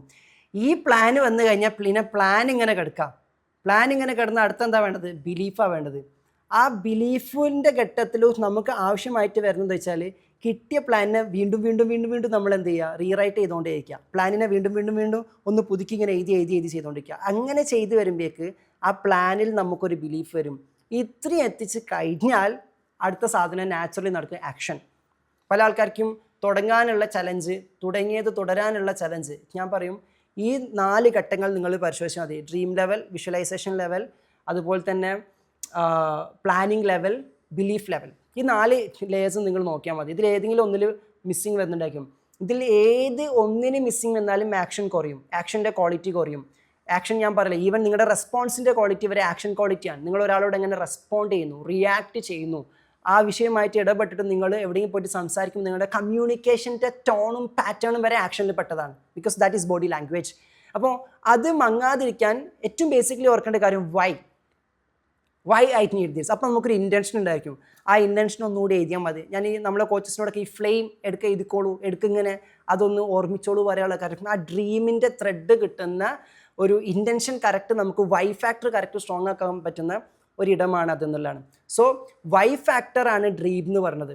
ഹൗ ഫാക്ടർ എന്ന് ഡ്രീമിനെ നമ്മൾ ഹയർ സെൽഫ് തന്ന ഡ്രീമിനെ തന്നെ ഹയർ സെൽഫിലേക്ക് വീണ്ടും വീണ്ടും വീണ്ടും വീണ്ടും സംസാരിച്ച് അതിൻ്റെ വിഷ്വലൈസേഷൻ വാങ്ങിച്ചിട്ട് അതിൻ്റെ പ്ലാന് വാങ്ങിച്ചിട്ട് അതിൻ്റെ ബിലീഫ് വാങ്ങിക്കുമ്പോഴേക്കാണ് നമുക്ക് ഹൗ എന്നുള്ള പോയിന്റിലേക്ക് നമുക്ക് എക്സാക്ട്ലി എത്താൻ വേണ്ടി പറ്റാമെന്നുള്ളതാണ്. So follow this. അപ്പോൾ ജേർണലിംഗ് എന്നുള്ളതൊരു ചെറിയ സംഭവമല്ല. ജേർണലിംഗ് എന്ന് പറഞ്ഞതുകൊണ്ട് ബുക്കും പെന്നും എടുത്ത് എഴുതൽ മാത്രമല്ല, ഞാൻ പറഞ്ഞു ചുമരിൻ്റെ മുകളിൽ എഴുതി വെച്ചാലും ഇനി ഈ മരത്തിൻ്റെ മുകളിൽ എഴുതി വെച്ചാലും ഒക്കെ എന്താണ്, അതൊരു ജേർണലിങ്ങിൻ്റെ ഭാഗമാണ്. യു ആർ മൂവിങ്, നിങ്ങൾ മൂവ് ചെയ്തുകൊണ്ടിരിക്കുന്നുണ്ട്. മൂവ് ചെയ്തുകൊണ്ട് ഒരു വിഷയത്തിലേക്ക് നിങ്ങൾ ഫോക്കസ് കൊടുക്കുന്നുണ്ട്. That's it. ചലിച്ചുകൊണ്ട് ഒരു വിഷയത്തിലേക്ക് നിങ്ങൾ ഫോക്കസ് ചെയ്തുകൊണ്ടിരിക്കുക. Okay, accelerated learning. ഇപ്പോൾ ലേണിംഗ് കുറച്ച് ഡീപ്പായിട്ട് ലേണിംഗ് നടക്കുന്ന ഒരു ലേണിംഗ് മൊഡാലിറ്റിയാണ് ആക്സിലറേറ്റഡ് ലേണിംഗ്. ആക്സിലറേറ്റഡ് ലേണിങ്ങിൻ്റെ സ്റ്റെപ്പായിട്ട് പറയുന്നത് എന്താണ്? നമ്മൾ മൂവ് ചെയ്തുകൊണ്ട് പഠിക്കുക. ഇപ്പോൾ നടന്നുകൊണ്ട് പഠിക്കാം, അല്ലെങ്കിൽ ജസ്റ്റ് ഇങ്ങനെ ഒരു സ്റ്റെപ്പൊക്കെ ഇട്ടുകൊണ്ട് പഠിച്ചുകൊണ്ടിരിക്കുക. ഇപ്പോൾ ചിലർ പാട്ട് കേൾക്കും, അപ്പോൾ ഈ പാട്ട് കേട്ടാൽ പഠിക്കാൻ പറ്റുമെന്ന് പറഞ്ഞ് കുറേ ആൾക്കാരുണ്ട്. നമുക്കത് വിശ്വസിക്കാൻ പറ്റില്ല. പക്ഷെ ഒരു പാട്ട് കേൾക്കുകയാണോ എന്ന് ചോദിച്ചു കഴിഞ്ഞാൽ പാട്ട് കേൾക്കണം. പക്ഷേ ഒരു പാട്ട് കേൾക്കുന്നതിൻ്റെ ഉദ്ദേശം തന്നെ പാട്ട് കേൾക്കുമ്പോൾ അവർക്കൊരു മൂവ്മെൻറ്റ് കിട്ടും. ആ മൂവ്മെൻറ്റിന് പാട്ട് ആവശ്യമാണ്. അപ്പോൾ മൂവ്മെൻ്റ് ആണ് വിഷയം. As you move that will work എന്നുള്ളതാണ്. അപ്പോൾ മൂവ് ചെയ്തുകൊണ്ടേ ഇരിക്കുക. കിടക്കുന്ന ജലം പോലെ ആവരുത്, ചലിക്കുക. ആ ചലിപ്പിക്കുന്നതിൽ നിങ്ങളുടെ ഹൃദയത്തിൽ ഹയർ സെൽഫിനെ ചലിപ്പിക്കാൻ പേനയെടുത്ത് നിങ്ങൾ എഴുതുമ്പോൾ നിങ്ങൾ മനസ്സിലാക്കുക, എഴുതുമ്പോഴൊക്കെ യു ആർ മാനിഫെസ്റ്റിംഗ് സംതിങ്. കാരണം മഷിയാണ് വരിയായിട്ട് വരുന്നത് അല്ലേ, ഒറ്റ മഷി തന്നെ ആ വരിയായിട്ട് വരുന്നത്. അപ്പോൾ ആ മഷിയിൽ നിന്നും മഷി പേന കൊണ്ട് പേനയിലുള്ള മഷി നമ്മളൊരു പേപ്പറിൽ കുത്തുമ്പോൾ ഒരു ഓരോരോ കുത്തുകൾ ചേർന്നിട്ടാണ് ഒരു അക്ഷരം ഉണ്ടാകുന്നത്, ഒരു വര നമ്മൾ ഉണ്ടാക്കുന്നത്. മാത്സ് പഠിച്ചവർക്കറിയാം, ഓരോ ഡോട്ടാണ് ലൈനായിട്ട് മാറുന്നത്. അപ്പം ഈ മഷി കുത്തായി മാറുന്നു, കുത്ത് വരയായിട്ട് മാറുന്നു, വര വരിയായിട്ട് മാറുന്നു, വരി നമുക്ക് അതിന് പല അർത്ഥങ്ങളും കൊടുത്തുകൊണ്ടിരിക്കുന്നു. അപ്പോൾ പേന പിടിച്ച് എഴുതുമ്പോഴേക്ക് ശൂന്യതയിൽ നിന്നും സൃഷ്ടിക്കുന്നതിൻ്റെ രഹസ്യമാണ് നമ്മൾ ഉണ്ടാക്കുന്നത്. നമ്മളൊന്നും ആയിരുന്നില്ല, നമ്മൾ ശൂന്യതയായിരുന്നു. ആ ശൂന്യതയിൽ നിന്നും ഒരു ഇൻറ്റൻഷൻ, ഒരു നീയത്ത് സംഭവിക്കുന്നു, നീ സംഭവിക്കണമെന്ന്. അത് എൻ്റെ ഇൻറ്റൻഷൻ അല്ല, സൃഷ്ടാവിൻ്റെ ഇൻറ്റൻഷനാണ് ബി. ആ ബി എന്ന ഇൻറ്റൻഷൻ പേന കൊണ്ട് കുത്തിട്ട് ഇൻറ്റൻഷൻ നമ്മൾ പേപ്പറിലേക്ക് ആക്കുന്നത് പോലെ നമ്മൾ എന്ന ഇൻറ്റൻഷനെ ലൈറ്റിൽ നിന്നും, ലൈറ്റ് ഫോമിൽ നിന്നും നമ്മൾ എന്താക്കി മാറ്റി, കളിമണ്ണിലേക്ക് ചേർത്തിട്ട് ഇങ്ങനെ നമ്മളെ ഈ ഒരു ലൈഫാക്കി അതിനെ കൊണ്ട് മാനിഫെസ്റ്റ് ചെയ്യുന്നു. ആ ക്രിയേഷൻ്റെ, സൃഷ്ടിപ്പിൻ്റെ രഹസ്യത്തിൻ്റെ സ്മരണയാണ് പേന കൊണ്ട് എഴുതുന്നതിൽ സംഭവിക്കുന്നത് എന്നുകൂടി മനസ്സിലാക്കുമ്പം റൈറ്റിങ്ങിൻ്റെ മെറ്റാഫിസിക്കൽ ഡൈമെൻഷൻസ് ആയിരിക്കും നമ്മൾ എക്സ്പ്ലോർ ചെയ്തുകൊണ്ടിരിക്കുന്നത് എന്നുള്ളതാണ്. അപ്പം നമുക്ക് വരയ്ക്കാനും കുത്താനും എഴുതാനും ഒക്കെ കുറച്ചുകൂടി ഒരു കണക്റ്റഡ്നെസ് നമുക്ക് ഫീൽ ചെയ്യുന്നതാണ്. So that my secret is there. കുത്ത്, പേന, വര എന്നൊക്കെ വരുമ്പം അത് ചെറിയൊരു കാര്യമല്ല, ഒരിക്കലും ഒരു ചെറിയ കാര്യമല്ല എന്നുള്ളതാണ്. അപ്പോൾ അത്തരം കുത്തിൽ നിന്നുമുള്ള മാനിഫെസ്റ്റേഷൻ, പോയിന്റിൽ നിന്നും ഡോട്ട് ടു ദ എന്താ പറയുക, entire manifestation of the universe, അതൊരു വേറെ തന്നെ ചർച്ച ചെയ്യേണ്ട ഒരു മേഖലയാണ്. അതിലേക്ക് നമുക്ക് പിന്നീട് വരാം. അപ്പോൾ ഏതായാലും ജേർണലിങ്ങിൻ്റെ വ്യത്യസ്തമായ തലങ്ങൾ ഇന്നിങ്ങനെ സംസാരിച്ചപ്പോൾ നിങ്ങൾക്ക് ക്ലാരിറ്റി കിട്ടിയിട്ടുണ്ടാവുമെന്ന് വിചാരിക്കുന്നു. പലയിടങ്ങളിലും പല തരം ജേർണലിങ്ങളെ കൊണ്ട് അടിയും ഇടിയുമാണ്. അപ്പോൾ ഏതായാലും ഏതൊക്കെ തന്നെ ആയാലും ഇതിൻ്റെ കോർ അണ്ടർസ്റ്റാൻഡിങ്, കോർ പോയിന്റ് എന്ന് പറഞ്ഞാൽ ഇന്ന് ഞാൻ ഈ പറഞ്ഞ വിഷയമാണ്. അതിലേക്ക് എത്താം, അല്ലാണ്ട് ആചാര അനുഷ്ഠാന രീതിയിൽ തന്നെ പോയിട്ട് ടാസ്ക് ശീല രീതിയിൽ പോയിട്ട് അതൊരു ദുശീലമാക്കി മാറ്റിയിട്ട് ജേർണലിംഗ് എന്ന് പറയുന്ന ഒരു ഡിവൈൻ മെറ്റാഫിസിക്കൽ പോസിബിലിറ്റിയെ നമ്മൾ അതിൻ്റെ വാല്യൂ കുറച്ചിട്ട്, അതിൻ്റെ വെർത്തിനെസ് കുറച്ചിട്ട് നമുക്ക് വർക്കൗട്ട് ആവാത്തൊരു സാധനമാക്കിയിട്ട് അതിനെ എവിടെയും കൊണ്ടുവെക്കരുത് എന്നുള്ളതാണ്. ഓക്കെ, അപ്പോൾ ബാക്കി നമുക്ക് നെക്സ്റ്റ് വീക്കിൽ ഡിസ്കസ് ചെയ്യാം. പ്രത്യേകമുള്ളൊരു റിമൈൻഡർ, എല്ലാ മാസവും നമുക്ക് റൂമി നൈറ്റ് നടക്കാറുണ്ട്. അപ്പം അടുത്ത മാസത്തെ റൂമി നൈറ്റ് നമുക്ക് കഴിഞ്ഞ മാസം തന്നെ ലാസ്റ്റിലേക്ക് കുറേ പേർക്ക് ജോയിൻ ചെയ്യാൻ പറ്റില്ല, ചെറിയ പ്രോഗ്രാമാണ്. അപ്പോൾ സെപ്റ്റംബർ 20 അടുത്ത റൂമി നൈറ്റ് വരുന്നത്. നമ്മളെ കോച്ചസിൻ്റെ ഒരു സമ്മിറ്റ് നടക്കുന്നുണ്ട്. അപ്പോൾ കോച്ചസ്, നമ്മളെ ഹോൾ കോച്ചസും അതിനോടൊപ്പം റൂമി നൈറ്റും കൂടിയാണ് അന്ന് ഈവനിങ് ക്ലബ് ചെയ്ത് തരുന്നത്. അപ്പോൾ അതുകൊണ്ട് ഓൾറെഡി കോച്ചസ് ഇഷ്ടം പോലെ പേരുള്ളത് കൊണ്ട് ഹോളിൽ അവർ ഓൾറെഡി ഇൻക്ലൂഡഡ് ആണ്. അപ്പോൾ അതിന് ബാക്കിയുള്ള ആളുകൾക്ക്, നമുക്ക് പുറത്തുള്ള ആളുകൾക്ക് എന്ത് ചെയ്യാൻ പറ്റുന്നത്, ഈ കോച്ചസ് സമ്മിറ്റും റൂമി നൈറ്റിലും കൊടുക്കാൻ പറ്റും. അപ്പോൾ ആരെങ്കിലും റൂമി നൈറ്റിന് പ്ലാൻ ചെയ്യുന്നുണ്ടെങ്കിൽ, ഇനി അറൗണ്ട് ഒരു 20 days ആണല്ലേ പ്ലാൻ ചെയ്യുന്നുണ്ടെങ്കിൽ, നേരത്തെ തന്നെ നിങ്ങൾ അതിൻ്റെ പേയ്മെൻറ്റ് ചെയ്തിട്ട് നിങ്ങളെ സീറ്റ് റിസർവ് ചെയ്യാൻ വേണ്ടി നോക്കുക. കാരണം കോച്ചസ് അത്രയും ഉള്ളത് കൊണ്ട് പിന്നെ പുറത്തുള്ളവർക്ക് കൂടുതൽ എൻട്രീസ് പോസിബിൾ ആകുന്നില്ല. അപ്പോൾ ആ ലാസ്റ്റ് മിനിറ്റിലേക്ക് വെക്കാതിരുന്നു കഴിഞ്ഞാൽ that would be beneficial. September 20 നമ്മളെ റൂമി നൈറ്റ് പ്രോഗ്രാം നടക്കുന്നത്. അതൊന്ന് ഇടയിലൂടെ റിമൈൻഡ് ചെയ്താണ്. ആൻഡ് ഓൾസോ ഈ റൂമി നൈറ്റിന് നമ്മളെ തീം എന്ന് പറഞ്ഞാൽ ഓരോ റൂമി നൈറ്റും ഇങ്ങനെ കണക്ട് ചെയ്തപ്പോൾ, അപ്പോൾ ലാസ്റ്റ് റൂമി നൈറ്റിൽ ഞാൻ റൂമി ഷെംസ് ടു ദ പ്രോഫറ്റിക് ലൈറ്റ് എന്നുള്ളൊരു പോയിന്റിലാണ് പോയത്. അപ്പോൾ ഈ റൂമി നൈറ്റിൽ നമ്മൾ കുറച്ചുകൂടി പ്രോഫറ്റോപ്പതിക് ഹീലിംഗ് ബേസ് ചെയ്തിട്ടുള്ള, ലൈറ്റ് ഹീലിങ്ങിൻ്റെ തന്നെ ഹീലിംഗ് എന്ന് പറഞ്ഞ പ്രൊഫറ്റോപ്പതിക് ഹീലിംഗ് എന്നുള്ള ലൈറ്റ് ഹീലിംഗുമായി ബന്ധപ്പെട്ട കുറച്ച് ലേയേഴ്സാണ് പറയാമെന്നുള്ളതാണ്. കാരണം സിദ്ധ വൈദ്യത്തെ പറ്റി നമ്മൾ കേട്ടിട്ടുണ്ടായിരിക്കും. അപ്പോൾ സിദ്ധന്മാരിൽ ഒരു സിദ്ധിയുണ്ട്, അതിൽ നിന്ന് ഉൾത്തിരിഞ്ഞ് വന്നതാണ് സിദ്ധവൈദ്യം. വേദവൈദ്യമുണ്ട്, സിദ്ധവൈദ്യമുണ്ട്, അങ്ങനെ പലതുമുണ്ട്. അപ്പോൾ അതുപോലെ തന്നെ ആ സിദ്ധ വേദ വൈദ്യത്തിൻ്റെ ഗണത്തിൽ പെടുത്താൻ പറ്റുന്ന തന്നെ പ്രധാനപ്പെട്ട ഒരു തലമാണ്, ഒരു വൈദിക തലമാണ് പ്രൊഫറ്റോപ്പതിക് ലൈറ്റ് ഹീലിംഗ് എന്ന് പറയുന്നത്. അപ്പോൾ പലർക്കും അതിനെപ്പറ്റി അറിയപ്പോലില്ല. നമ്മുടെ നാട്ടിൽ പല തലങ്ങളെ പറ്റിയിട്ട് അറിയാം. അപ്പോൾ ഞാൻ ഈ റൂമി നൈറ്റിൽ ആ ഒരു ഏരിയ ആണ് കുറച്ചുകൂടി എക്സ്പ്ലോർ ചെയ്യാൻ ഉദ്ദേശിക്കണം എന്നുള്ളതാണ്. അപ്പോൾ അതിനോട് ക്യൂരിയസ് ആയിട്ടുള്ള ആളുകൾക്കൊക്കെ റൂമി വിസ്ഡത്തിനോടൊപ്പം തന്നെ എങ്ങനെയാണ് അതിൻ്റെ ഒരു നർച്ചറൻസ് എന്നുള്ളത് മനസ്സിലാക്കാൻ വേണ്ടി പറ്റുന്നതാണ്. സോ അത് ഞാൻ റിമൈൻഡ് ചെയ്ത്, കഴിഞ്ഞ പ്രാവശ്യം തന്നെ കുറേ പേർക്ക് ലാസ്റ്റ് മിനിറ്റിൽ വരാൻ വേണ്ടി പറ്റില്ല. പിന്നെ അവർ വിളിച്ചിട്ട് പരിഭവം പറയും. ഞാൻ എപ്പോഴും ഓഡിയൻസിനോട് ജനറലി തന്നെ പറഞ്ഞ കാര്യമാണ്, ലാസ്റ്റ് മിനിറ്റ് കൺഫർമേഷൻ എന്ന് പറയുന്നത് നമ്മളൊരു പബ്ലിക് ഒരു സ്പേസ് എടുത്താൽ ചെയ്യുക. അപ്പോൾ അവിടെ നമുക്ക് നിങ്ങൾ ഇന്നൊരു 50 ആൾ പെട്ടെന്ന് എനിക്ക് നാളെ വരണം ഗൈഡേ, എനിക്ക് പെട്ടെന്ന് തോന്നുന്നു എന്ന് പറഞ്ഞാൽ നമുക്കൊരു വെന്യൂവിൽ അവിടെ എത്ര കൗണ്ട് അതിനുള്ള ഹോളൊക്കെ ബുക്ക് ചെയ്തിട്ട് നാളേക്ക് പെട്ടെന്ന് 50 ആൾക്കാർ കൂടുതലുള്ള വലിയ ഹാള് ബുക്ക് ചെയ്യാൻ വേണ്ടി പറ്റില്ല. പിന്നെ ഓൾറെഡി അങ്ങനെ കുറച്ച് തലേദിവസം 50 ആൾക്കാർ പെട്ടെന്ന് വരുന്നു പ്രതീക്ഷ ചെയ്തിട്ട് നമുക്ക് വലിയൊരു ഹോള് അഡ്വാൻസ് ആയിട്ട് ബുക്ക് ചെയ്ത് കഴിഞ്ഞാൽ അതിന് വന്നിട്ടില്ലെങ്കിലും വിഷയമാണ്. അപ്പം അവിടെ ചില കോംപ്ലിക്കേഷൻസ് ഉണ്ട്. അപ്പം നമുക്ക് ഇത്തരം പരിപാടികളൊക്കെ ഏറ്റവും സ്മൂത്തായിട്ട് കൊണ്ടുപോകണമെങ്കിൽ എല്ലാവരെയും പരിഗണിച്ചിട്ട് എല്ലാവരും ചെയ്യേണ്ട കാര്യം ഞാൻ എപ്പോഴും പറയാറുള്ളത്, നേരത്തെ തന്നെ തീരുമാനങ്ങൾ എടുത്തിട്ട് അതിനൊരു റെസ്പോൺസ് കൊടുത്തു കഴിഞ്ഞാൽ ഇവിടുത്തെ അറേഞ്ച്മെൻറ്റുകൾ ഭയങ്കരമായിരിക്കും. പിന്നെ ലാസ്റ്റ് മിനിറ്റിൽ നമുക്ക് അത് ചെയ്ത് കഴിഞ്ഞാൽ അതിൻ്റെ ഭംഗി കിട്ടൂല, അതിൽ ചില കോംപ്ലിക്കേഷൻസ് വരും. അപ്പോൾ പിന്നെ അതിന് കുറേ പരാതികൾ ഉണ്ടായിരിക്കും. നമ്മളെ ചലഞ്ച് എന്ന് പറഞ്ഞാൽ ഇത്തരം ലാഗിങ്സ് ആണ്. അങ്ങനെ ലാഗ് ചെയ്യാതെ ഉള്ളവരുണ്ടെങ്കിൽ നേരത്തെ തന്നെ എന്ത് ചെയ്യാം, തീരുമാനമെടുക്കുക. കോഴിക്കോട് വെച്ചിട്ട് തന്നെയാണ്, ടൗണിൽ വെച്ചിട്ട് തന്നെ ആയിരിക്കും. ഇതുവരെ നടന്ന 2 പ്രോഗ്രാംസും കാലിക്കറ്റ് റെയിൽവേ സ്റ്റേഷനോട് അടുത്തുള്ള ഏരിയാസിലാണ് നമ്മൾ ചൂസ് ചെയ്തത്. അപ്പോൾ കാലിക്കറ്റ് വെച്ചിട്ടുണ്ടായിരിക്കും റൂമി നൈറ്റ് പ്രോഗ്രാം, ഒരു 4 hour പ്രോഗ്രാമാണ്. ഡീറ്റെയിൽസ് മെൻറ്റേഴ്സിനെ കണക്ട് ചെയ്താൽ എന്ത് ചെയ്യാം നിങ്ങൾക്ക് അറിയാവുന്നതാണ്. ഓക്കെ, അപ്പോൾ എല്ലാവർക്കും thank you so much, all the very best. അപ്പോൾ ജേർണലിംഗ് എത്തുന്നതിൻ്റെ ഡെപ്തും സീക്രട്ടും മനസ്സിലാക്കുക. ഒരു കാര്യമായിട്ട് ജേർണലിംഗ് ഒന്നും ചെയ്യുന്നതെങ്കിൽ എന്തെങ്കിലുമൊക്കെ കുത്തി കുറിക്കാനെങ്കിലും നോക്കൂ. ഇനി ഇതിൻ്റെ പേര് പറഞ്ഞ് വീട്ടിലുള്ള ചുമരിലൊക്കെ എന്തെങ്കിലും വരച്ചിട്ടിട്ട് ലാസ്റ്റ് ഗൈഡ് ടോക്കിൻ്റെ ഇമ്പാക്റ്റ് എന്ന് പറയരുത്, അതെൻ്റെ തലയിൽ കൊണ്ടുവയ്ക്കരുത്. അതുകൂടി ഒന്ന് ഓർമ്മിപ്പിക്കുകയാണ്. അപ്പം ബുക്കും പേനൊക്കെ ഉണ്ടല്ലോ, അവിടെ എവിടെയെങ്കിലുമൊക്കെ ഇങ്ങനെ കുത്തി വരച്ചോളൂ എന്നുള്ളതാണ്. അപ്പോൾ ശരി, thank you, bye, all the best.